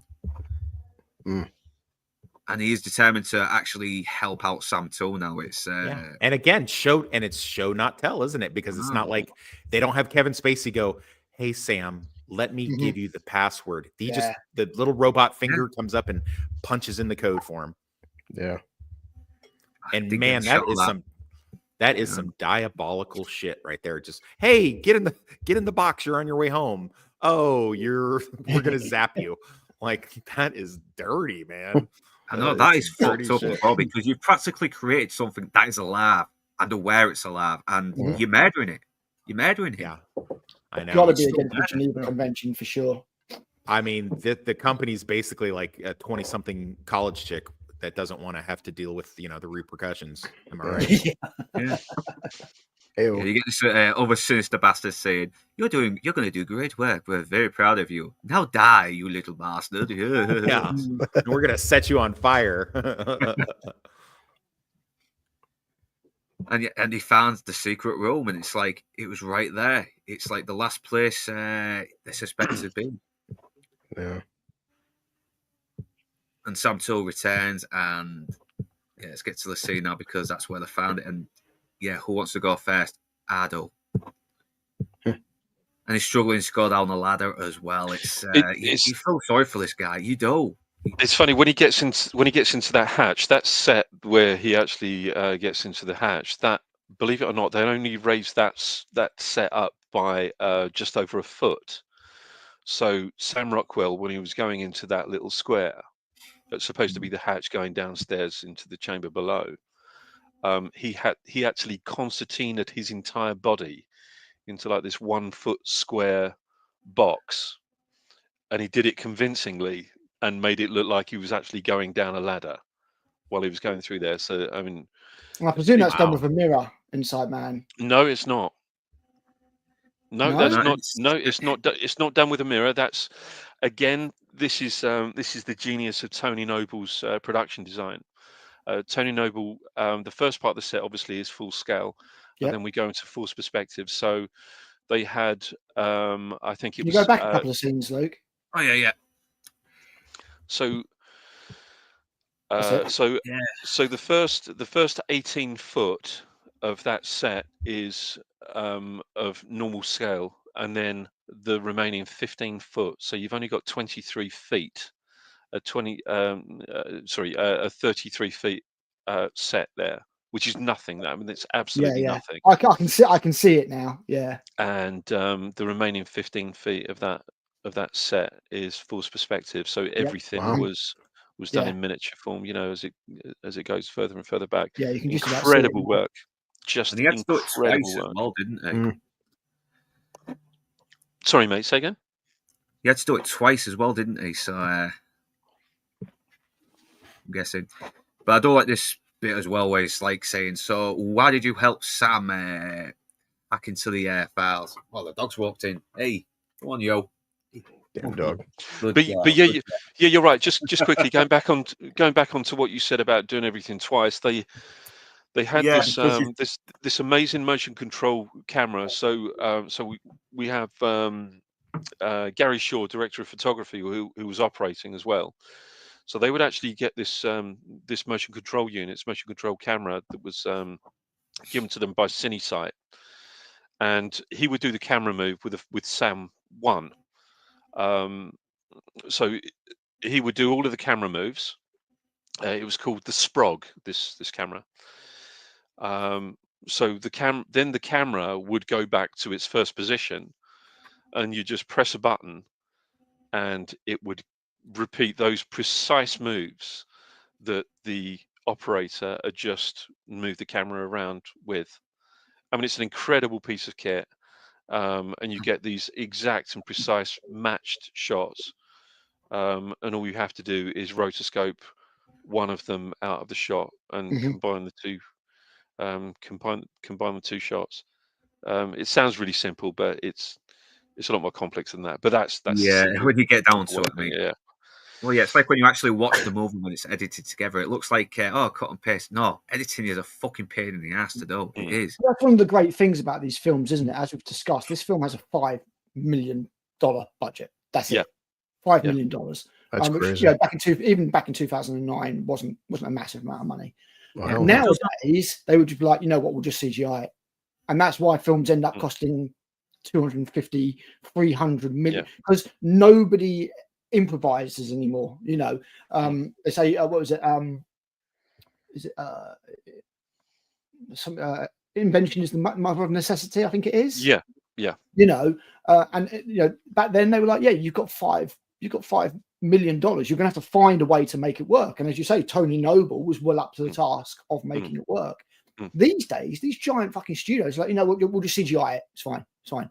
What do you mean we've got to reshoot half the fucking film because we didn't plan it out properly in the first place? Yeah. Now we've got to CGI all that as well. And this is why our film is now costing 500 million and stuff Precisely like that. that, you know. It's all chucking money, isn't it? And hoping the problem will be solved. But that's not Exactly, the yeah. case. It's You need about capable intelligent people who know what they're filmmaking. doing.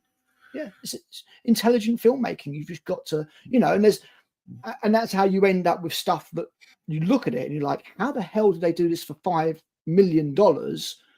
As opposed to when you look at a film and you're like, how the fuck did this cost how did the Marvels cost $200 million? And it looks so cheap. This film does not look totally cheap. It doesn't look too expensive either. It looks just right. Just it looks right. great. You know, there's a few moments here and there where, you know, you could maybe just, you know, identify the fact that you're not watching a massive Hollywood film, but I think that does nothing but add charm to it, to be honest. Yeah, I think what's interesting when you see the physical degradation of Sam One, you know, not just the kind of physical transformation, you know, in his face and his color, the color of his face and everything, but his movements and everything. And Sam Rockwell had said that what he wanted was the costume designer. I can't remember her name now. Jean Petrie, I think, to sew a large button into the heel of one of his socks, so that he would have a limp. So every time he walked around the set, this button would actually hurt the heel of his foot. So he did actually develop the limp for Sam One, so he would always Method have that acting, limp. love it. This is really, really good, really smart. And Didn't He Billy was Bob like- Thornton he do was the so same massively thing in overlooked. They talk Didn't about Billy opposite Bob types. Didn't Billy Bob Thornton do the same thing in Switchblade? Put loads of like smashed bits in his shoes to make his Wolff oh, look a bit really? or something like Nice. Yeah, that makes sense with him. that. Yeah, I gotta get me them potato chips. So yeah, this is the scene where he manages to find a computer to actually talk to his daughter Lav, and this is where he finds out, it's been 15 years because she's a teenager now, and Tess has unfortunately died as well. It's you can see the heartbreak in him as well. It's And he's there. Yeah, the original Sam is there. That's what makes it worse. Yeah, so like it's even if like in his mind, it's still it's one thing when the AI says, "Hey, you're a clone." Now you just heard your own voice, and now it's like it's kind of it also sinks it in. Like, yeah, I am a fucking clone. On top of my daughter, she's 15 years old. My wife is dead. Boy, and I'm dying too. Like, Jesus Christ. Yeah. I think and it's just another shock for the, or not a shock, but another reveal for the audience, because up until that stage, you don't really realize that. You're like, maybe it's only been 3 years, maybe it's only been 5 years. Yeah. Like, no, he's missed out on his entire, sort of daughter's life, and the real Sam has had that. Yeah, and it's been taken away from him on top of his 3 year lifespan. You know, so and this is the moment where we also realize that he is. He's a human being. He's a real person. He's regardless of whether he's a clone or not. This is still a thinking, feeling human being with emotions. Definitely. And it's a heart-wrenching moment, I think. And oh God, does he pull it off though? He really pulls it off. I know it's like you said, it is probably one of his best roles, and I think Miss Sparkles mentioned 7 Psychopaths, and I like the film. I don't think it's Sam Rockwell's best. It's definitely one of his more entertaining roles. Now, I'll give him that. But this is where he's really, really feels like he's genuinely giving it his all as well. He's one of his rawest performances, I should say. One of his rawest. Well, as I say, when you consider that the film is more or less just him, technically, it's amazing work. It really is. Yeah, really is. But it does look like he wants to try and get Sam 1 to Earth to see him, and after seeing that live feed himself. He knows, yeah, this guy's dying, and all he wants to do is see his daughter one last time. But at the same time, he's got to try and pull this this kind of do this little plan as well, because he knows the kill squad's coming in to clear up any evidence. So they need to awaken another Claude to make to take away any suspicion while he There probably also goes needs out. to be a body. There needs to be a body at the crash site. Yeah. They need to evade any suspicion whatsoever. Make everything still peachy. And yeah, he's very smart. He's very resourceful. He's adapting to his situation. He's thinking on the spot. Not just that, he's already morally changed as well. Yeah, he's evolved. Maybe as a result of their very decreased lifespan, they seem to adapt to things very well, because Sam too is already almost a different Sam to what he was when he was awakened. You know, he's much more compassionate. He's much more, he deserves to see him, doesn't he? He deserves exactly. to see him. He's moved away from the violence a little bit, and he's not like, oh, when those guys come here, we're going to kill them all kind of thing. He's like trying to find other solutions. And it's funny you say that. That's another thing that I'm so glad that they avoided in this. That these three guys are going to turn up, and we're going to have some kind of ambush. We're going to let's get the fire axes out. Let's rig something up and electrocute them. Set some kind of booby trap when they walk through the door. I'm so glad that it didn't go down that path. And I was hoping at this point, I was really, really hoping that they weren't going to do it, and thank Christ they didn't do it. That's the American remake, right? Really. Yeah, because he has to get to F, doesn't he? He has to make sure no one's suspicious, so he can uncover this whole mess. He has to do it secretly. So, and he's going to reprogram the harvester as well to run into the satellite. And this scene here, this was just like, I was like, this is some of the best ill person makeup I think I've ever seen. He kind of looks like Ken. He kind of looks like Ken Forey in Dawn of the Dead. Or is that the other guy? Before, just as he turns into a zombie. Kind of reminds me of the cop in the original Dawn of the Dead who turns in, just as he turns. He probably looks like him a little bit. Yeah, it's like his teeth are all kind of it's really well done. Yeah, his teeth are all hollowed out and everything. Yeah, he's completely. You just feel bad for him, you don't. It's like, but this is where he decides, listen, you're gonna go there, not me. I'm already done for. You've got it's different. It's different. Sorry, Luke. It's different to Blade Runner as well, isn't it? Because in Blade Runner, they're at their full peak capacity up until the moment they just switch off like a they just switch like off a clockwork doll, whereas in this they actually physically degrade because they're still human. I think that might be a little bit smarter as well. But I like that. Plus they need the body in the Jeep as well, so he's gonna and he's dying anyway. So why not? I die. I help you evade suspicion while you fuck off to Earth and uncover this whole mess. And they put him in the capsule at first, don't they? And he's just like, "Nah, fuck this. I'm not going to make it. I'm not going to make it back. So it's got to be you." Yeah. So he's willing to sacrifice himself, isn't he, to help Sam too? And I was surprised he was still alive. We don't really have a time scale necessarily because the ticking clock starts after the crash. So obviously we have the crash. Sam 2 is woken up, and we don't know how much time has expired. And we find out it's not that much time because Sam 1 is still alive in the lunar rover. And we're like, well, how much air can you have in that suit? Because the rover's compromised. So carry on now. I'm just going to jump off a second, but you keep going, man. All right. What be a second? Yeah, no worries. So it's only afterwards that you find out that not that much time has passed. It hasn't taken days to activate this clone, for example, because if so, surely Sam 1 would have run out of air and been caught. I think that's there is maybe no real sort of illusion to how much time has passed, really, just to move the story on. Yeah, no, it's a necessity of the flow.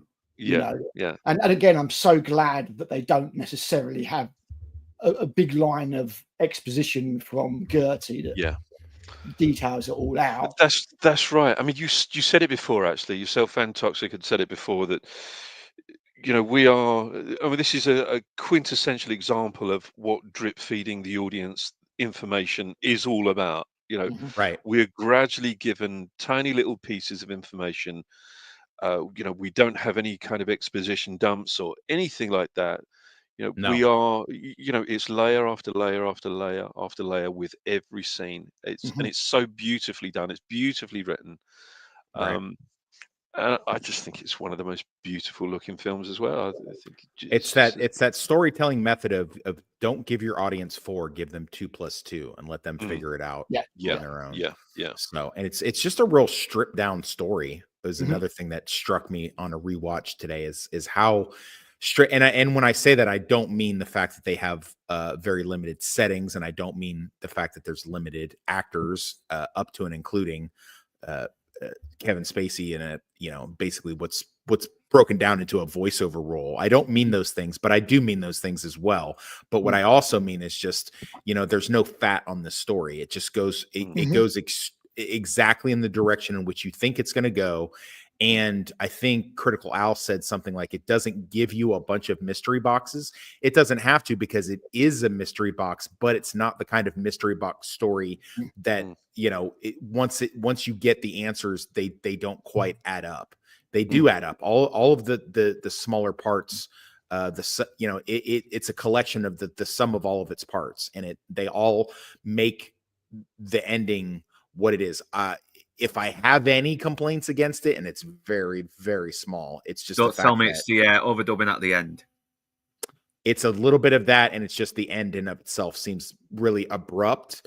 But I think that Duncan makes up for it with the spoiler alert, the little cameo of Sam Bell in his subsequent Mute. movie, Mute. Yeah. Yeah. I didn't like Mute, actually. I didn't think it was a very good film. Nor did I. But you have to admit that cameo is Oh, it's baller. cool. Yeah, apparently there's a graphic novel that finishes it all off. I need to get it. Yeah, so it kind of Oh, tells cool. up a bit of low end as well, doesn't it, in a way? Mardi Once in the Future, I think it's called. It came out to 2020, that's all I know. But I need to get hold of that. Yeah, the graphic novel. I'm going to have to watch Mute and then watch that. I don't know if the graphic novel is good, though. Hopefully, it might be better than Mute. I mean, Mute I hope so. Mute is was great. interesting in and of itself beyond the story, just because you get to see Paul Rudd play kind of a sleazebag as Yeah, like weird, the likable goofball asshole assassin dude. It's Mute is a very odd film. I'll give it that. It's an odd film, but I don't think it quite works, in my opinion. Yeah, it's got one of the Skarsgårds in it, hasn't it? Yeah. Yeah, I think it's very good. It just hasn't been in a lot of great films apart from The Northman. But yeah, we're back to Guardian. It's looking like, listen, they'll find records of what's happening, but I can always I may have to wipe myself out, wipe all my memories out of of what has happened, and it's got to be more than just programming with this guy. I mean, yeah, he's programmed to. Sam is his top priority to care about, but is this kind of illogical? Is this kind of logic? By his logic? This? No, it's not. It's not logic based at all. I mean, I guess you could argue that it's logic based in the fact that he's looked at the situation 3 steps ahead, and this is the best way to protect the Sams. I guess you could make that argument, but I see it a lot closer as to like Terminator 2, where they're like, after they destroy the chip and T-1000 is destroyed, and they're like, cool, we're done. And T-800 Arnie is just like, no, there's still one more. We need to we need to do this, and you need to put me in there as well. So I kind of see it that way a little bit. I'm now, of course, that's not Gertie's not going to die from this, but what he is now presently will be rebooted and reset. So in a way, he's sacrificing himself in the same way a clone will. Yeah, he's going to lose that experience. He's going to lose that sentience that he's gained, and revert himself to a factory setting like an awakening clone. And it's again, you have the inversion of the shutting down of HAL 9000. The complete opposite. The remake would have him singing Daisy just to make sure the audience understands. Right. Yeah. Like, no, that's actually a brilliant comparison again, just because HAL is, in the same way that he was, murdering off the people he's supposed to protect. at the end, he's begging for his life. Like, no, Dave, don't kill me. What are you doing, Dave? And he's just begging for his life, even though he doesn't deserve it. It's like he's being programmed to play on people's empathies as well. Right. But Gertie, conversely, he's basically throwing himself on the sword, so to speak. And I like the little the kind of as well. Yeah, it does kind of hint that is he actually feeling some kind of triumph here? I think he is. I think he is. I think he's happy with himself for what he's accomplished. And I even like more when he turns around and Sam removes the kick me sign from his back. It's just like it's like just a nice little touch at the end, isn't it? Like, thinks of him as more than a machine. Yeah. So this is where we get to the end now. Sam Wan's in the he's in the Jeep, the broken Jeep. And again, no offense, but this is where in the Hollywood music you start getting like really, really obnoxious hands and like music coming up and loads of sort of fighting and stuff like that. Because it's exactly what they fucking did with Speak No Evil. So But isn't Clint Mansell's score? It's such a subtle score, isn't it? It's so, as I say, I thought it was John Murphy, because John Murphy does a very similar thing. We were talking about Sunshine earlier, and obviously John Murphy did the score for that film. Adagio in D minor is one of my favorite pieces. I'm having it played at my wedding. I fucking love that piece of music. And this is very subtle, again, with like very gentle piano keys and stuff like that. And they say the best film scores are the ones that gently lift what's going on and enforce what's going on, but without you massively noticing it. And I think this film is very, very, very, well, this score is very, very good at doing that. It's complementary, isn't it? It's a complementary part of any movie. And of course, I love the kind of going back to the clone chamber. When we're in the clone chamber, there's that beautiful little lullaby that's in there. You don't notice it until you watch it a second or a third time. You can hear this is like a little lullaby. Yeah, because they're all sleeping, aren't they? So yeah. I always find the score is effectively the soul of a film, and that's why it's so hard to make a film with no score effectively. Very, very hard to do. And this one does it so well. Clint Mansell's score just gently just plods along, goes slightly up in tempo when it needs to suggest peril or something like that. But other than that, as you say, Inside Man, it's such a lovely accompaniment to the film. It complements it so well. Yeah, I need to give it a proper listen, actually. In isolation. It's worth listening to his score that he did for Requiem for a Dream as well. It's man, very, very good score, that is such an incredible sound score for a film. Yeah, I mean that just what is it? The actual main theme, but it got remixed into Return to Tower, I think it was. Yeah. Oh man. It's kind of funny that you mentioned the score, because it's very subtle while it complements it well. John Williams' Indiana Jones kind of elevates it, doesn't it? Adds that. Well, the thing is, it's a completely different kind of thing, isn't it? John Williams, Indiana Jones, it's a bombastic hero's theme. It needs to be larger than life. Superman needs to have a big theme. Star Wars needs to have a big theme. This can have a very understated theme. Again, quite a lot like Alien. A hell of a lot of Aliens theme just plays along in the in the background. Apart from when it needs to do something else. Yeah, because when you get the Aliens 2 soundtrack, I mean, it's much more bombastic. Then that's because Aliens is a military film. So Aliens, because it's basically a military action film and not a horror film. I'm sorry, Aliens just isn't a horror film. It's an action film. It is an action film, yeah. It has an action film score, and it has that military beat all the way through it. Because it's a military film. So you've got the kind of it's like Predator in many ways. Predator's the same kind of thing. Predator blends military beats and tribal really, really well. Yeah. And Alan Silvestri, he understood the assignment, and on this, Clint Mansell understood the assignment and knew exactly what he needed to do. Yeah. Yeah, RT and Zed mentioned a Tom Cruise similar one. Yeah, we mentioned that just earlier. Oblivion. Yeah. Yeah, rams with daggers. We know what you mean. Yeah, boy. It's those small little meatball things that we used to eat. Yeah. Brains. Yeah, Yes. brains. Yes. You know, I bet you I know can't him even. terrific I all bet time. you can't even fucking buy those anymore. What, brains faggots? Yeah, brains faggots, exactly. It was Timothy Dalton, wasn't it, who did the advert for that? Yes, Brains it was. faggots. Yeah, with his epic voice. Yeah. But I don't like the fact that Sam One doesn't say, "You go get him, sit him too." No, he just looks over and watches. It's a beautiful moment. And again, like before he there's dies. a lot of really, really good framing in this. Right, and we get there's a bit where he breaks down in the trailer and he goes, "I want to go home," and Duncan just spins the camera around the rover to show Earth back there in the distance. Yeah. And there's lots of moments like that in this film that are really, really well done. It does, I mean, because the twist is revealed so early on, this is one of those films you can watch again and again and again and again. Yes. It's not like there's some films out there where the twist is the film, like any M. Night Shyamalan film, for example. Right. You know, and just in case you needed more evidence of 2 + 2, you know, there's not a whole, you know, meeting like the kill team doesn't like, you know, converge and be like, we got to get this guy because if he gets back and tells Earth what's going on, then we're all finished, and that's going to be the it's just a simple the idea already, don't we? We get the idea already. This is my you second time. You would blatantly have it as well, wouldn't it? Be like, if this man gets back to Earth, it'll be the end of everything.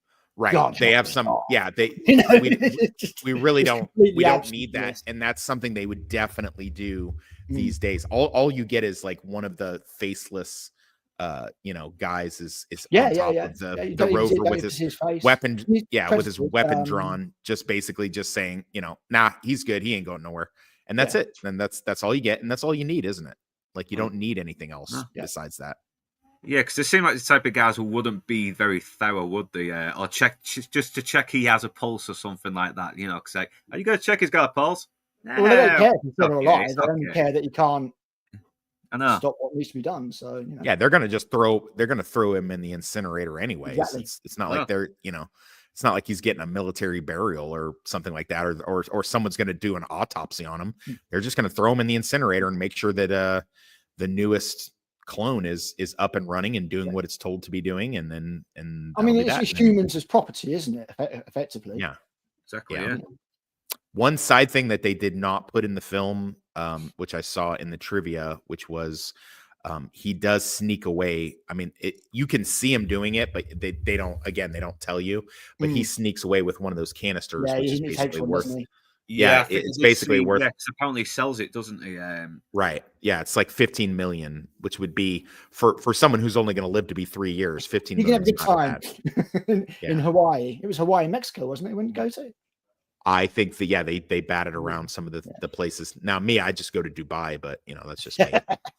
Yeah, I think the one thing they should have left out on this very final frame was the audios, like saying, "Hey, he's probably a wacko, probably an illegal immigrant." Agreed. Too. I agree. Yeah, I agree. They could have left that out. Let us fill the blanks in ourselves, right? We're grown ups. We could probably figure out he did do something, and who knows? It probably became yesterday's news straight away. We don't know, especially given when he revisits it in mute. Because that gives you everything you need to know. Right. Yeah, that is such a great scene. Like, I had to rewind and watch that again. That is miles better. And that's like all the clones are in the courtroom, and like, you know, I'm Sam Bell. I'm Sam Bell. You know, it's just like like Spartacus, isn't it? Yeah. But I've the feeling that this is possibly Sony's only interference in this. You know, saying, you know, but what happens? What happens? It's what's done to films, isn't it? You know, you have people who they go, look, the audience is dumb. We're dumb, so therefore we think the audience is dumb, so therefore you need to make the film a little bit dumber. In The Martian, for example, in the book, he just goes up and gets picked up.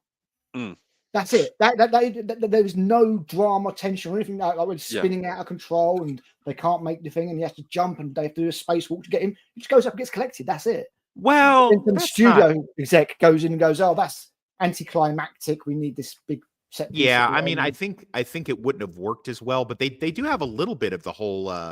He asks the captain if she wants him to pop his suit so he can propel himself upward. So there is Oh that. no, he needs to leave the pod. But I'm just saying that the other part of it, it's pure Hollywood where she goes out on the line and oh my god, are they going to make it? It's spinning around. Yeah. And then they do. Yeah. The films and books are different media, and they need to be approached differently. Yeah. But that's why it's nice that we have the books, because then we have both. It is nice that we have books. Yes, I agree. Books are great. See, a book is, we have it's an internal thing, isn't it? You read a book, it's an internal experience. Whereas, a movie or TV adaptation is very much the external. So, I mean, everything within literature is internal. Mm-hmm. I mean, the other thing is it's very hard to half read a book, but you can half watch a film.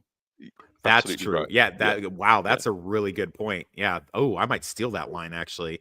Yeah. No, you can't half read a book, can you? Like yeah, that's excellent. Yeah. Cause you can have a movie on in the background while you're doing laundry or, putting it to the girlfriend or something.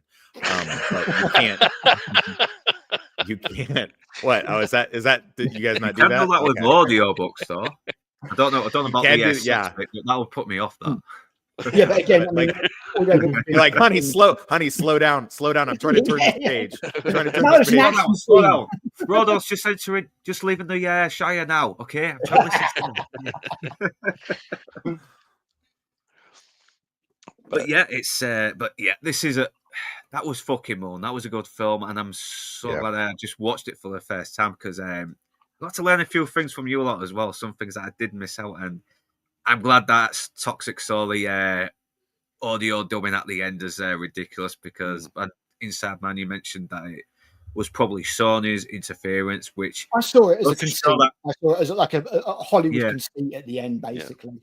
It just goes to show. It goes to show that just because someone owns the company doesn't mean they know fuck all about it. Yeah. And this is exactly the point, isn't it? I mean, we have executives at these companies that, they'll sit there and say to the filmmakers, well, we get it, but the audience isn't, because you know what the great unwashed is like. You know what the proletariat are like. These pores, those dirty pores. It is. It's we know that they sit there and think that we're thick. They think we're all as thick as shit. But in reality, I mean, we know that it's them. We all know that it's them because they're the ones. They're kind of denying us stuff that we have far more savvy over than they do. What they really mean is they don't get it. So please tie something up with a frilly bow for us. Well, the thing is that they don't watch these films. They might watch like the as you say, the rushes and things like that to make sure that everything's. But they get told by somebody else what everybody out there wants. They won't see. They won't see the rushes. They won't interfere directly in production. Right. They'll see an assembly cut, and then they'll see the cut that would be given to preview audiences. And then they'll make their assessment on the cards that come back from the previews. And if in the preview people have said, the only thing that disappointed me was I didn't know what happened. So obviously, clearly there are some people that need that frilly bow at the end of each movie, but I think the majority of people don't. And the majority of people don't require a sequel. We don't always need to. So much, Yeah, we don't one of the need things now is every film is made as if they're going to get a universe out of it. Right. It's like, why don't you just concentrate on making a good fucking film? Yes. We don't need to see Jurassic Park turn into Lord of the fucking Rings or the Marvel universe. It was just oddly enough, this concept in Jurassic Park Rebirth, or whatever the fuck they're calling it, with the hybrid mutant human dinosaur thing, was an idea they had for Jurassic Park 4. Which turned into Jurassic World. No, and you would have thought in the last 10 years they would have realised that's a shit idea. Let's not do it.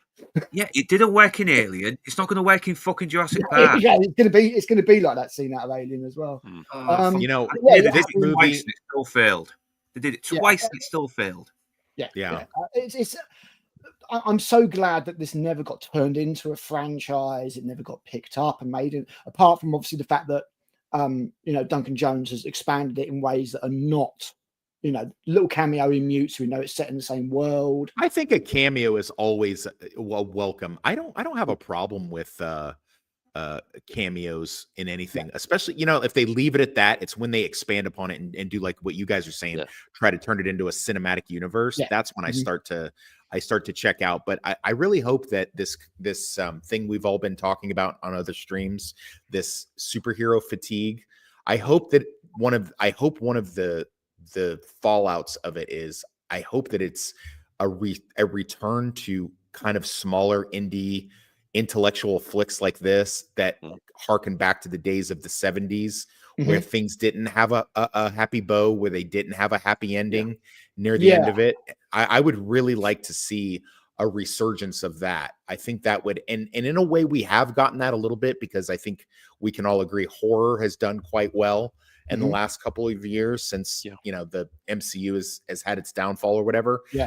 I hope we could get something like this, a thoughtful, thought-provoking film that you can watch multiple times and get something out of it different than what you've gotten from it before, like I did today. And I told you I'd wait till the end, so I just, if you'll indulge me, so my favorite fable is the myth of Sisyphus. For those Sisyphus, for the uninitiated, Sisyphus was someone who had angered the gods by tricking them.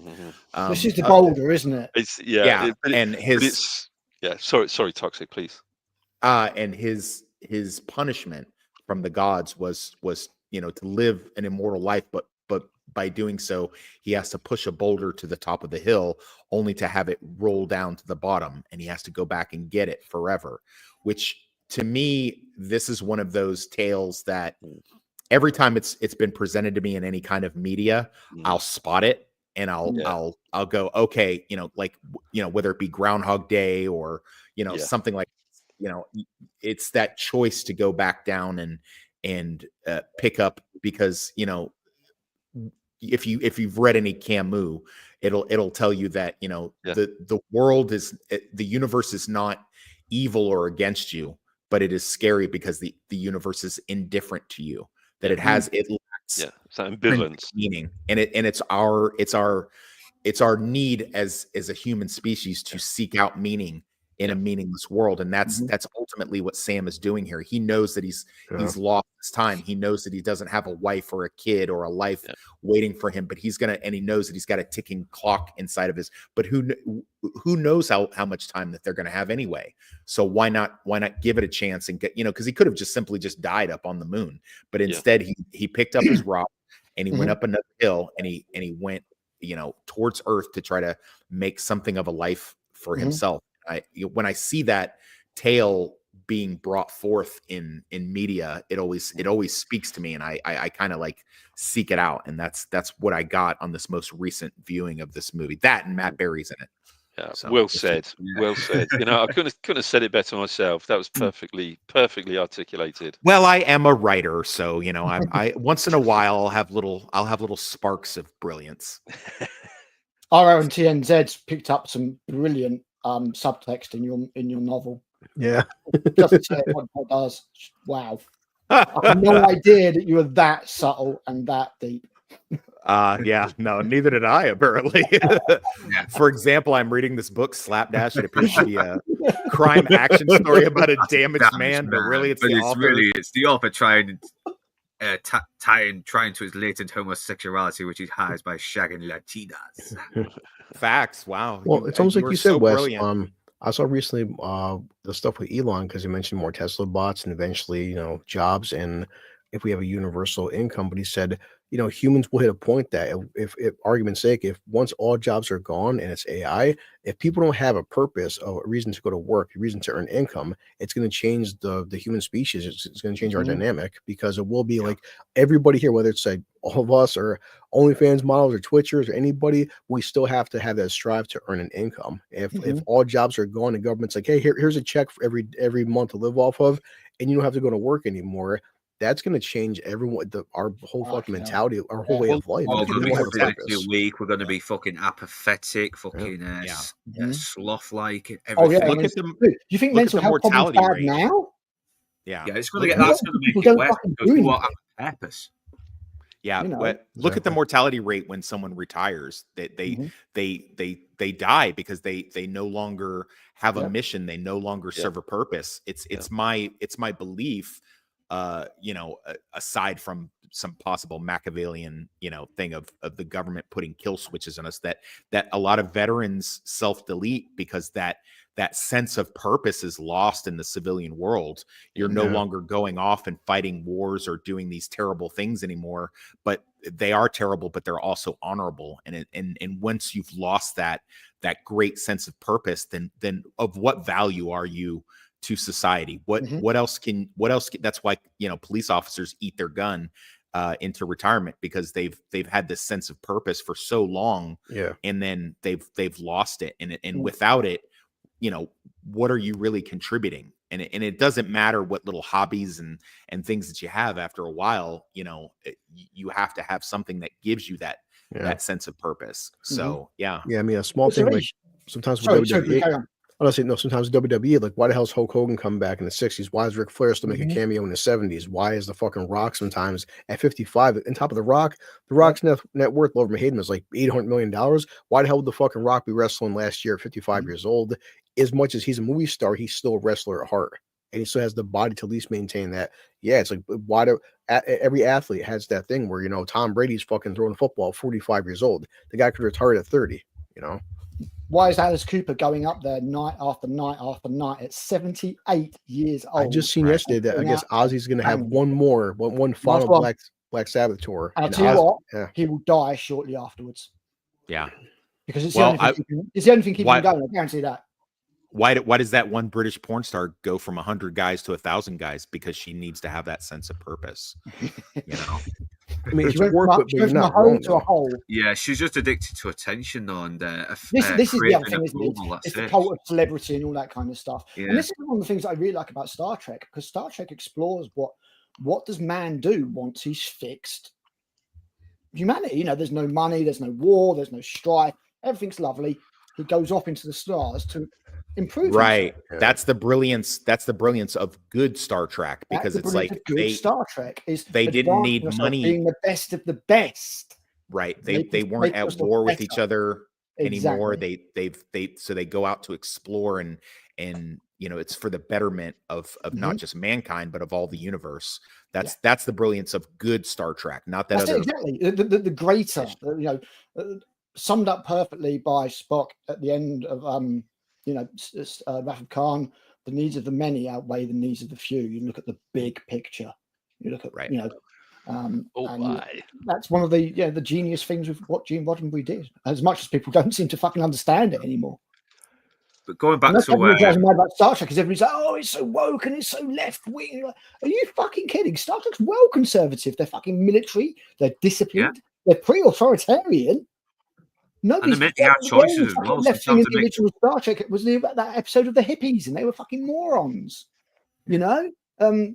So yeah, I don't know, man. If you like Toxic says, if you're not looking to improve yourself, if you don't have purpose, and maybe that's why we do YouTube channels and shit, so we have purpose, so we have a function, something to drive towards, even if that is just expressing our opinions about culture and movies and shit.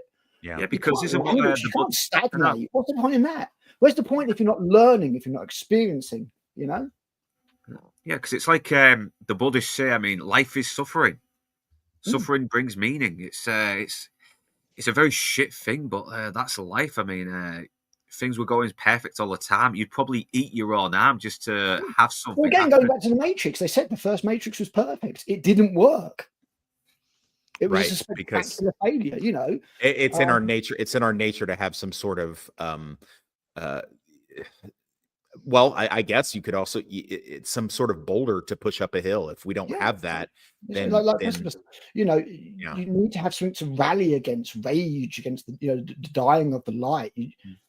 It's not meant to be all peaceful and happy and idyllic and all that kind of stuff, because then you have nothing to rail against. You have nothing without struggle. Is there really any kind of existence at all?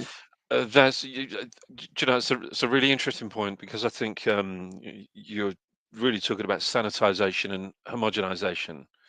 And you're right. We do need things to rage against. I want to be offended by things. I enjoy being offended by things. I want to watch something that offends me, not on an artistic level, because I can watch anything on Netflix and be offended that they think that this is entertainment. I'm offended that people are passing things off as entertainment, but I want to be offended by things that will inspire me to do things. I To would say replace certain things, to offended with express my opinion. challenged. I want to be challenged by art. Yeah, because if you kind of look Sometimes at I want to turn comedians, my brain off and I just want to watch explosions on the screen for an hour and a half. Well, if Sometimes you I kind of look at want what to see comedians run do, around and hacking people to pieces. But sometimes I want to be made to think, or encouraged to think at very least. well, if you kind of look at what comedians do as well, their material's based off things that piss them off or something that annoys them, but it's kind of like it's kind of very cathartic when you have that misery to give you the kind of material that can make people laugh. Yeah, it's like bullying. It builds character. Being challenged, you have no right to live your life without ever being challenged, without ever being told no. Yeah.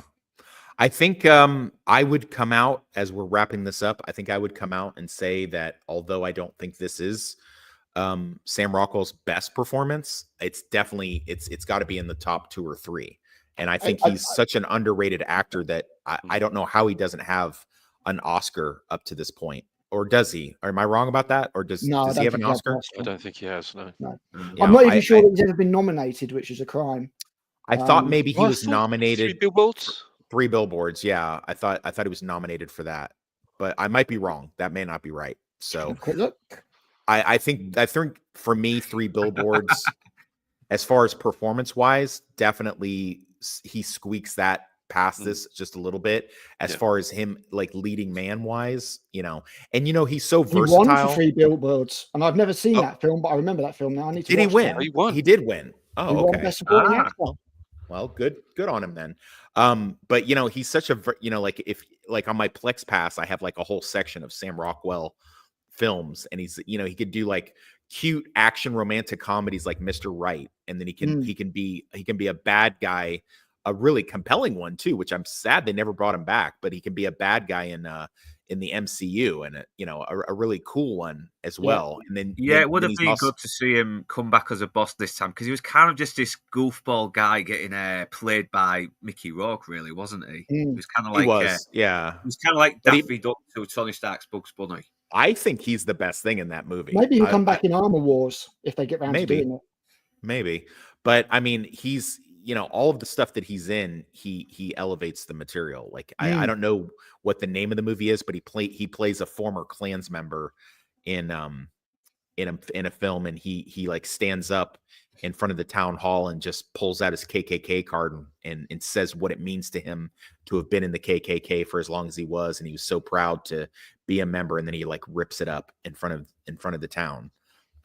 Because he's kind of changed his ways, and it's sort of similar to the role that he has in 3 Billboards, where he starts out this kind of racist, Mongo guy, and then he over time he has like a good arc, and he kind of changes what he does. So I like that. Sam Rockwell is very, very versatile. I've not seen Argyle, but whoever said he's the only thing that makes it watchable, I believe that even remotely, he's the only one. Right. I believe that's probably true. I would definitely, if we say we don't look for people, like, I'm not going to go see this latest movie because of yada, yada, yada. But if you tell me there's a Sam Rockwell movie, I'll probably watch it just for that reason.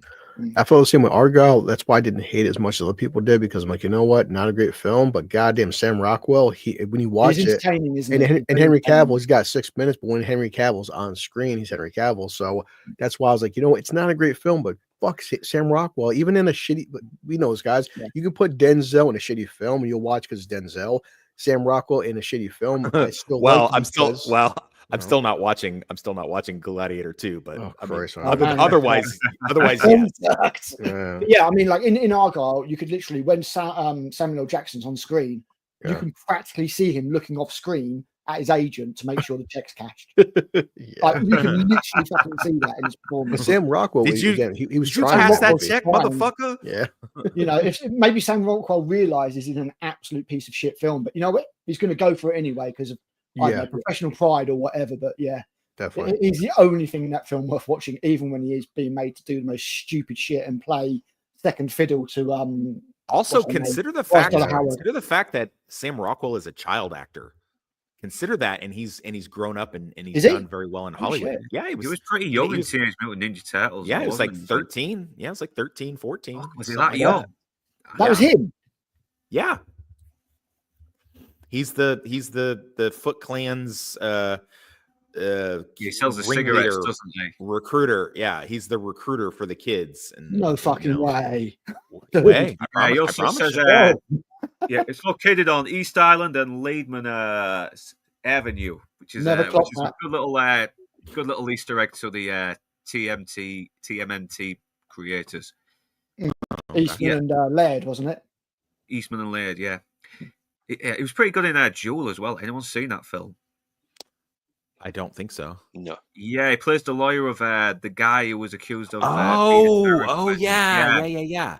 I've Yeah. not seen the film, but I've seen the clips, and he's very subdued performance in the clips that I saw. I've been meaning to watch that because I The didn't- guy who played, I yeah, didn't know. Stingray is actually very fucking good in it as well. You really want this guy to tell these FBI agents to fuck off as well because they are going out their way to pin Yeah. their incompetence on him.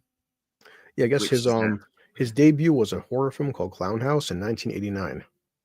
Oh shit! Yeah. Yeah. I'll have to check it out. But no, he was in He's- 1990s Ninja Turtles. So Yeah. Fandad Menace actually recommended me another one that has him and George Clooney. Welcome to Collingwood. So I'm gonna have to try and check that out. Yeah. 'Cause, remember it coming out, being keen on seeing it, but never got to see it. I'm not familiar with that either, to be honest. Yeah, it seems to be very underrated. Confessions of a Dangerous Man. That's another one that is I'd very say underrated. he- in my opinion. I've not seen him in everything he's done, obviously, but he's always decent. He tries. He's a proper actor.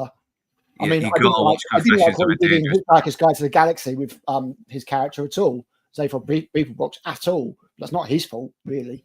I don't think. You know, it's the only thing I would say he was very, very, very badly.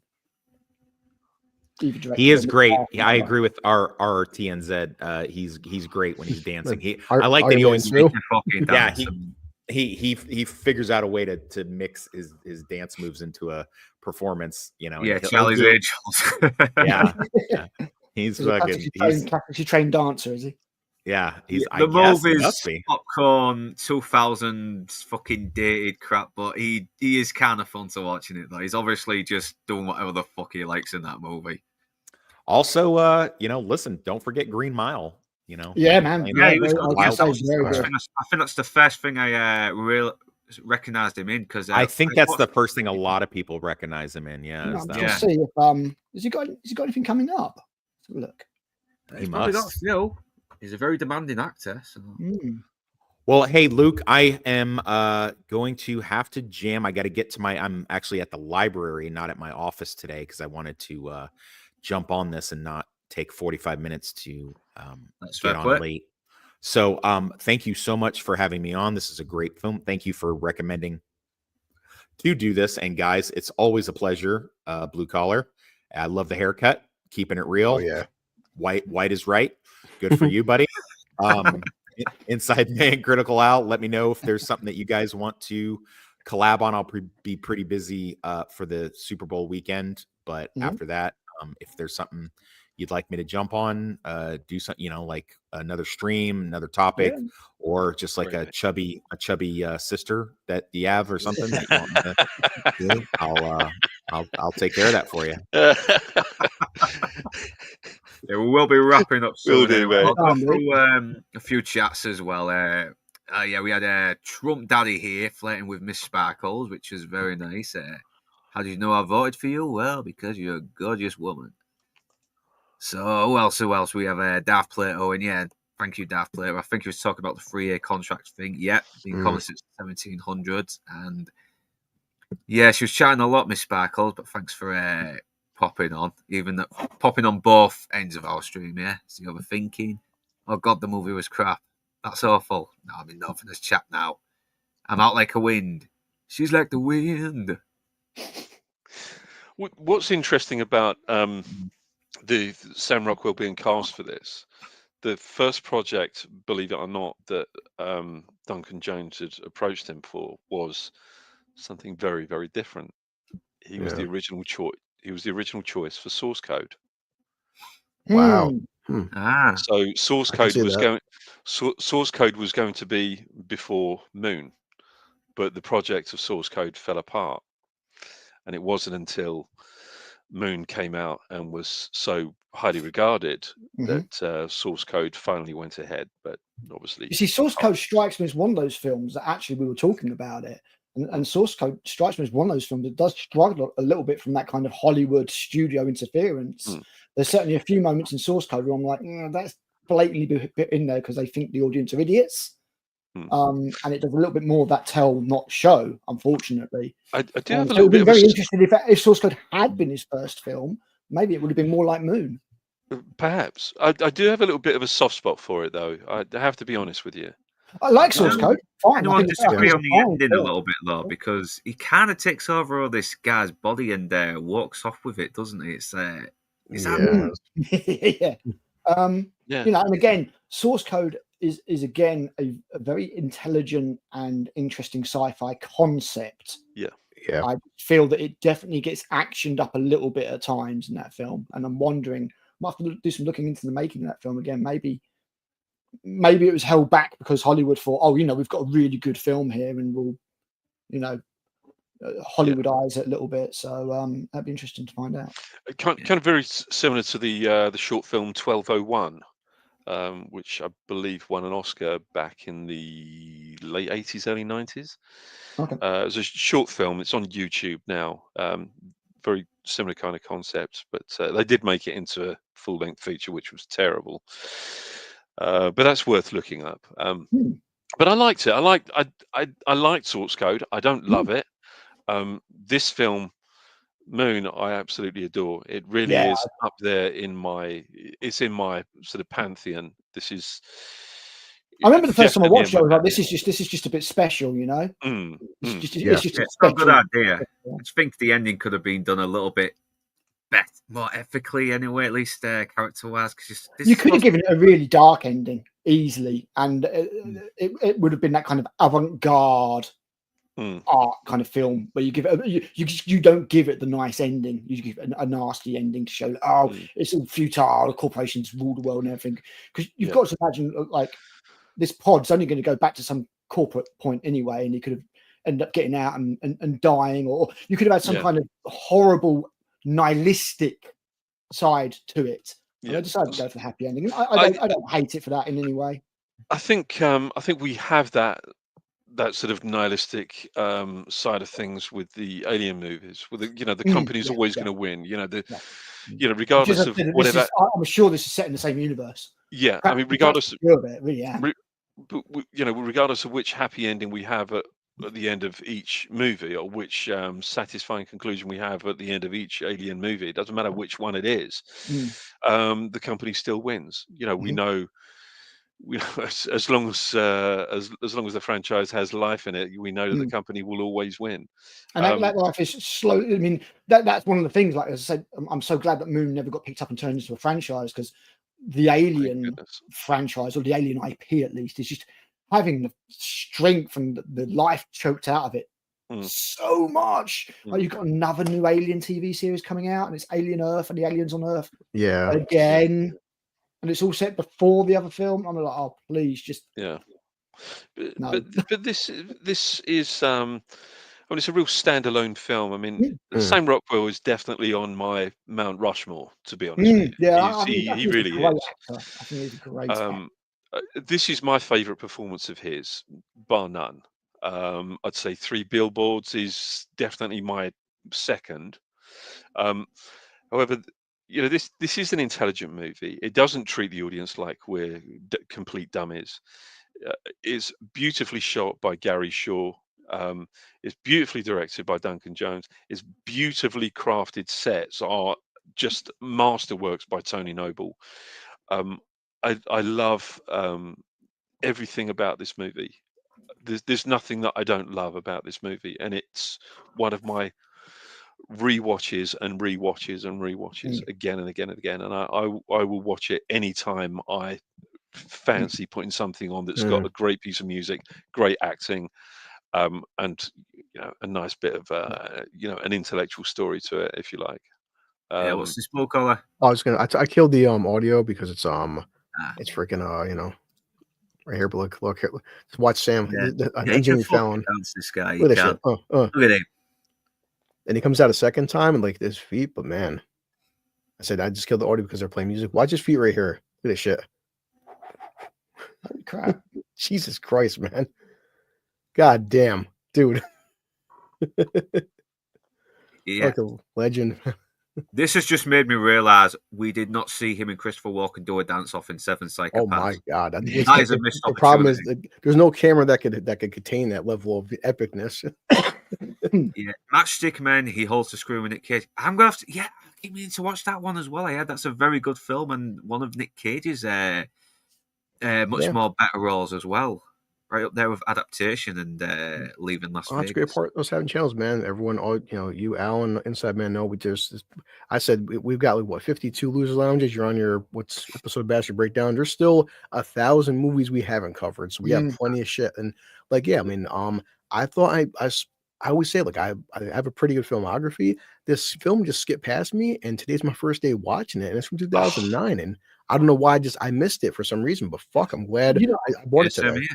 I honestly have no idea how this film was regarded in America at the time. No idea. If maybe, I mean, even went and saw it or heard of it.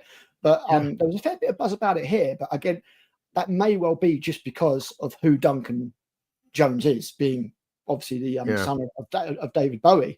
And I think, I don't know, as I said, his career trajectory didn't quite go where people thought it might. Like he ended up doing that Warcraft movie that made loads of money in China. Oh yeah, he did that. Yeah. But the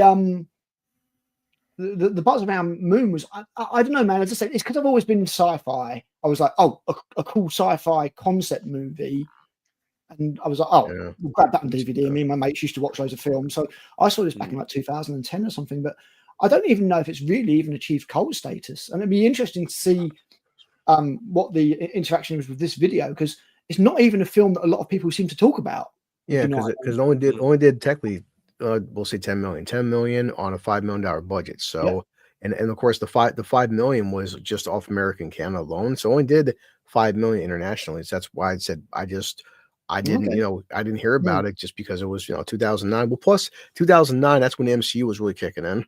Yeah, I was saying to the guys, this is both when the MCU was just starting off, and also the kind of films that were making a ridiculous amount of money at the time, like those Michael Bay Transformers films and stuff. Yeah.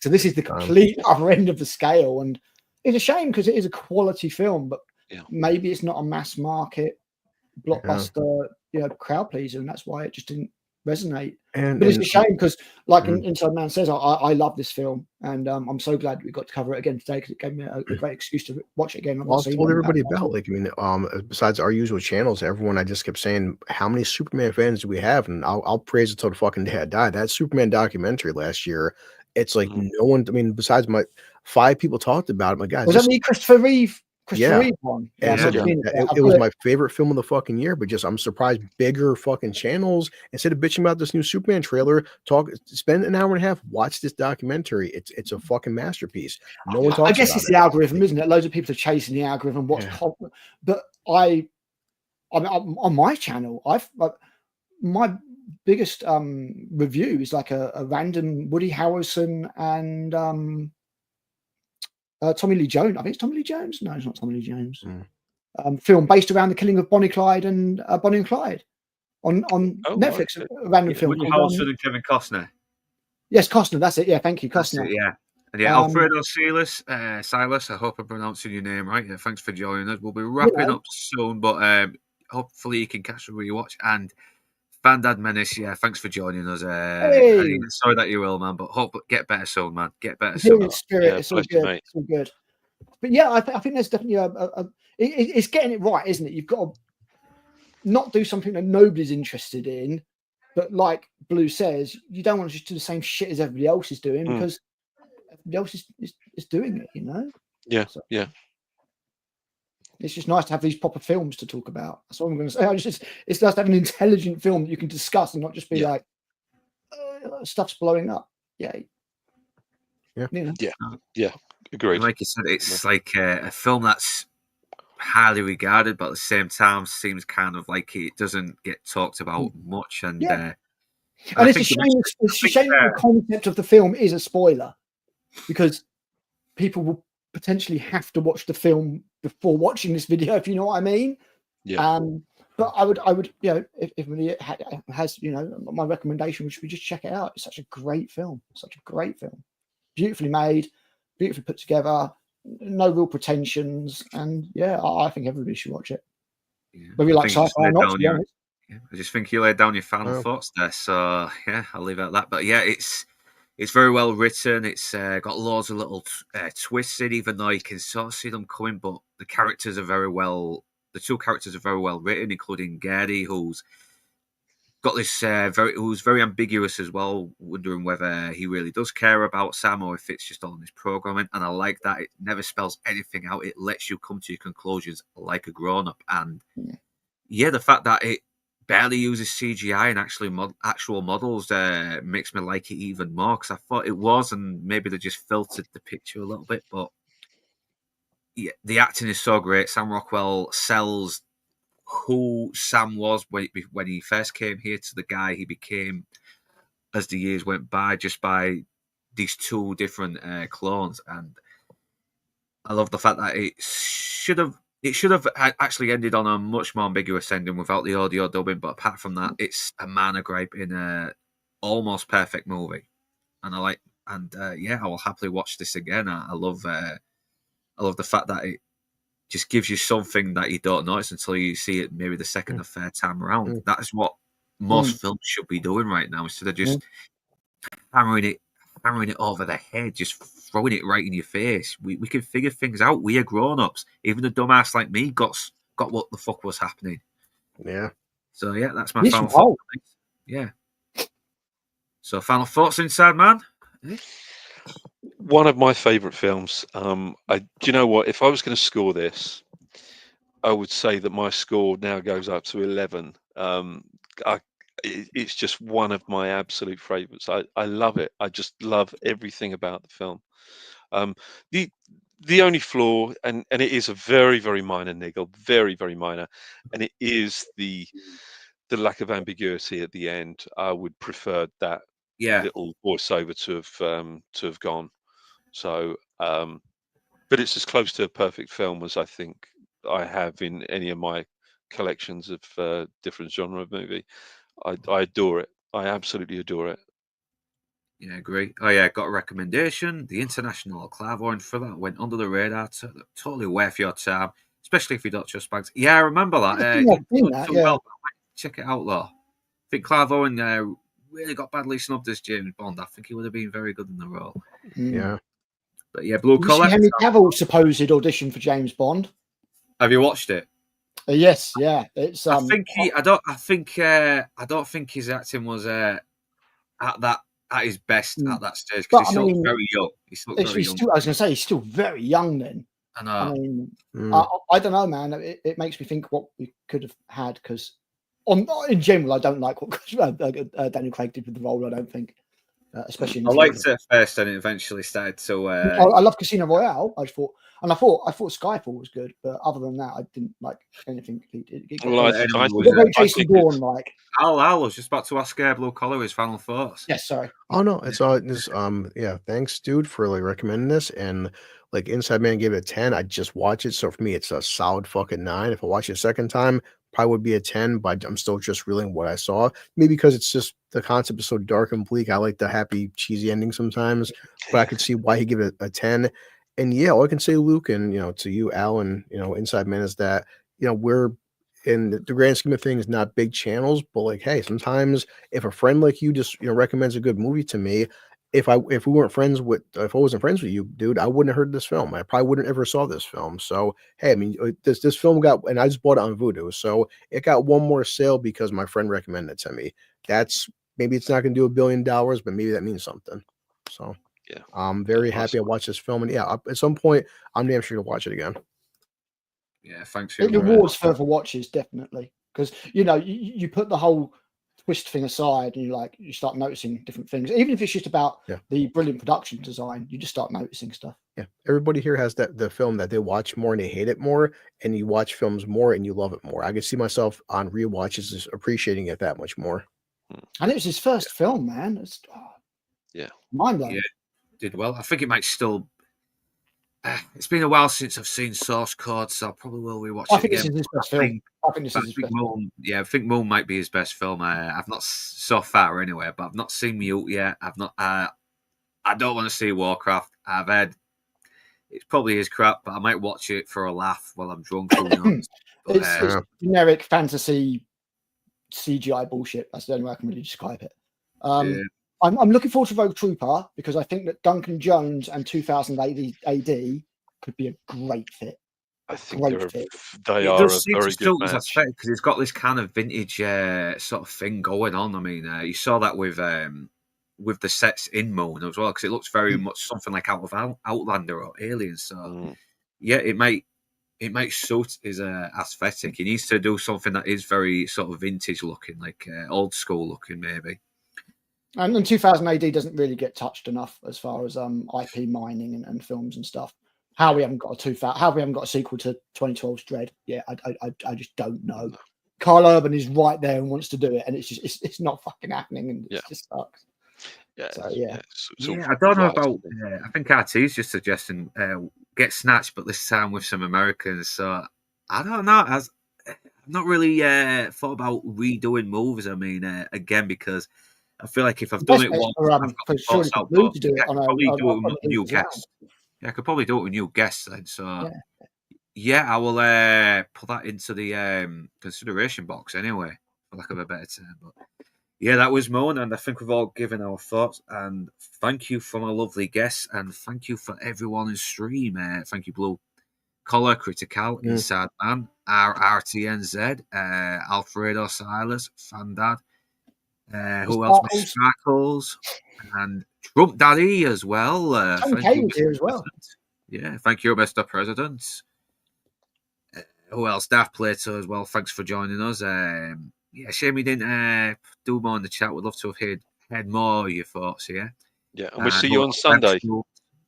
Yeah, we'll see you Sunday on the Shield stream. So yeah, sorry, I'm just forgetting my place. You got anything that you want to plug, Blue Collar?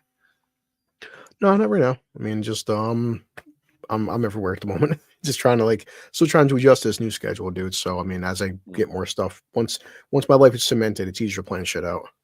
Yeah. Well, thank you anyway. And yeah, sorry, I'm usually supposed to let others plug their stuff. So Inside Man, Sunday, The Shield, and Tuesday, won't we? So so we got The Shield. So we're gonna have Toxic, Darth Plato, and obviously both you and I as well. Talking about was it 9 and 10, isn't it? Is it 9 and 10? Episodes 9 and 10. My God. I just rewatched them a couple of days ago, but I'm going to rewatch them again and maybe get the slides for it. And yeah, Tony K, thanks for joining us as well. Who else was here? I know Where Me Spoons was, and Ron Mickelson. Yeah, thank you. So I think that's it. Yeah, thank you. And Critical, is there anything you want to plug? No, not really. I've got some scripts. You got no other videos on the way yet? I've got some scripts in mind. I'm going to do a video on stupid Emilia Perez getting nominated for 13 Oscars because that's an absolute joke. But our cinema here is just shut down, so annoyingly, I can't get to watch films as they come out anymore. The high seas, mate. The high seas. You might have to do it a little bit. Yeah, I'm going to have to. I'm going to have to resort to a bit of the old Jack Sparrow. But I saw Companion a while ago, and that was very good. That was the last film I got to see in the cinema before it died. Yeah, it's Sophie Fashion from. She was very good in it. Heretic. That's Heretic, it. yeah. Yeah, I'm going to have to try and She's watch going to it. be one of those ones to watch. I think she was really good in it. Really Yeah, good. she's a good actress. She's a very good actress. Yep. Yeah, I liked her in Heretic as well. It's very good. Yeah, she was very good. That was a good film as well. That was a very good, smart horror. And like you said, horrors seem to be one of the smarter movies coming out at the moment. So. There's a load of horrors It's the coming out at the genre, moment I'm anyway. missing out on, and it's annoying. I really wanted to see that new Oz Perkins film, the monkey thing.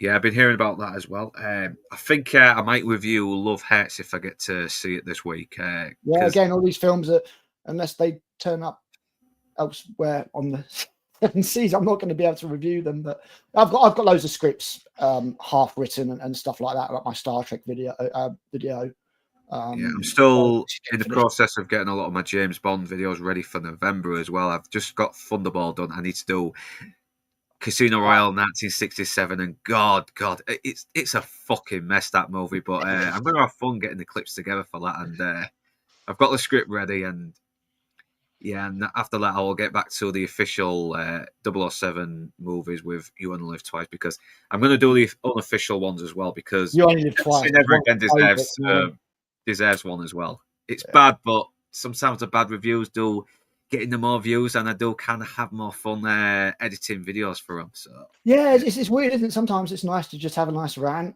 Like I did my Section 31 review, and I didn't even write a script. I just literally just ranted into a microphone for 35 minutes about how shit it was. Yeah, I just watched your with Will Ferrell as well, and I don't even want to review it because it was is that new crime film, the You're Cordially Invited bollocks? Yeah, I wasn't watching that. Yeah, there's just nothing there. I don't think I could review it. It was just a couple of shitty people who was trying to jeopardize each other's marriages, and it's just I just didn't like it. I didn't like the characters, and I can't review it. I just can't. I spend my time watching bad horror movies on Prime because there's no shortage of them. You see some film and it says 2023, and it looks like it was made in the 80s. You're like, no, this is just made it out of the sludge onto streaming now, and that's why it's got a modern day thing. Watching the other day, it had James Marsden. You know James Marsden from the X-Files, but like he's 17 or something. It was called Campfire Tales. Random horror film I've never seen. So that's what I normally spend my time doing. Yeah, but I kind of want to review Love Hurts because it'll be Valentine's Day soon. It'll be a good little thing to put out. Yeah, tie in nicely. Plus, I do like the actor as well. I mean, even if the film is mediocre, I think he's gonna be the one that I don't think he got good reviews. I'm waiting to see how Captain America's reviewed next week. Can't wait. I think we know how that's going to go. Yeah, I think that will be the one that shows that Marvel is utterly fucked because nobody cares. I predict. I predict a 6 out of 10 from IGN, that's for sure, or probably a 7 to be honest. Yeah, I think they said Red Hulk was based on Trump, so yeah, it's definitely loads. Come on, everyone's saying I based the bad guy off Trump. Is like, yes, so is the last fucking actor. It's well, how well did that work for what was it? Wonder Woman 84. You know, I think this could be the one that shows that people just don't care about Marvel. Put on top of that the fact that people didn't watch Winter Soldier and Falcon or whatever it's called.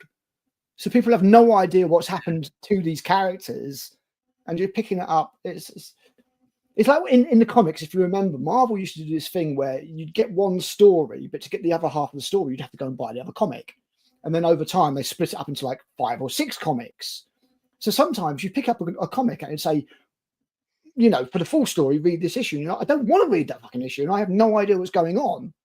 And now they're doing the same thing with the films and TV shows, and the TV shows are shit, so nobody's watching them. And then they try and do stuff in the movies that refers to the TV shows, and nobody has an idea of what's going on. So nobody cares. Loads of people probably think that the Marvel series ended with Endgame. Maybe it should have. Yeah, you should hush your own streams.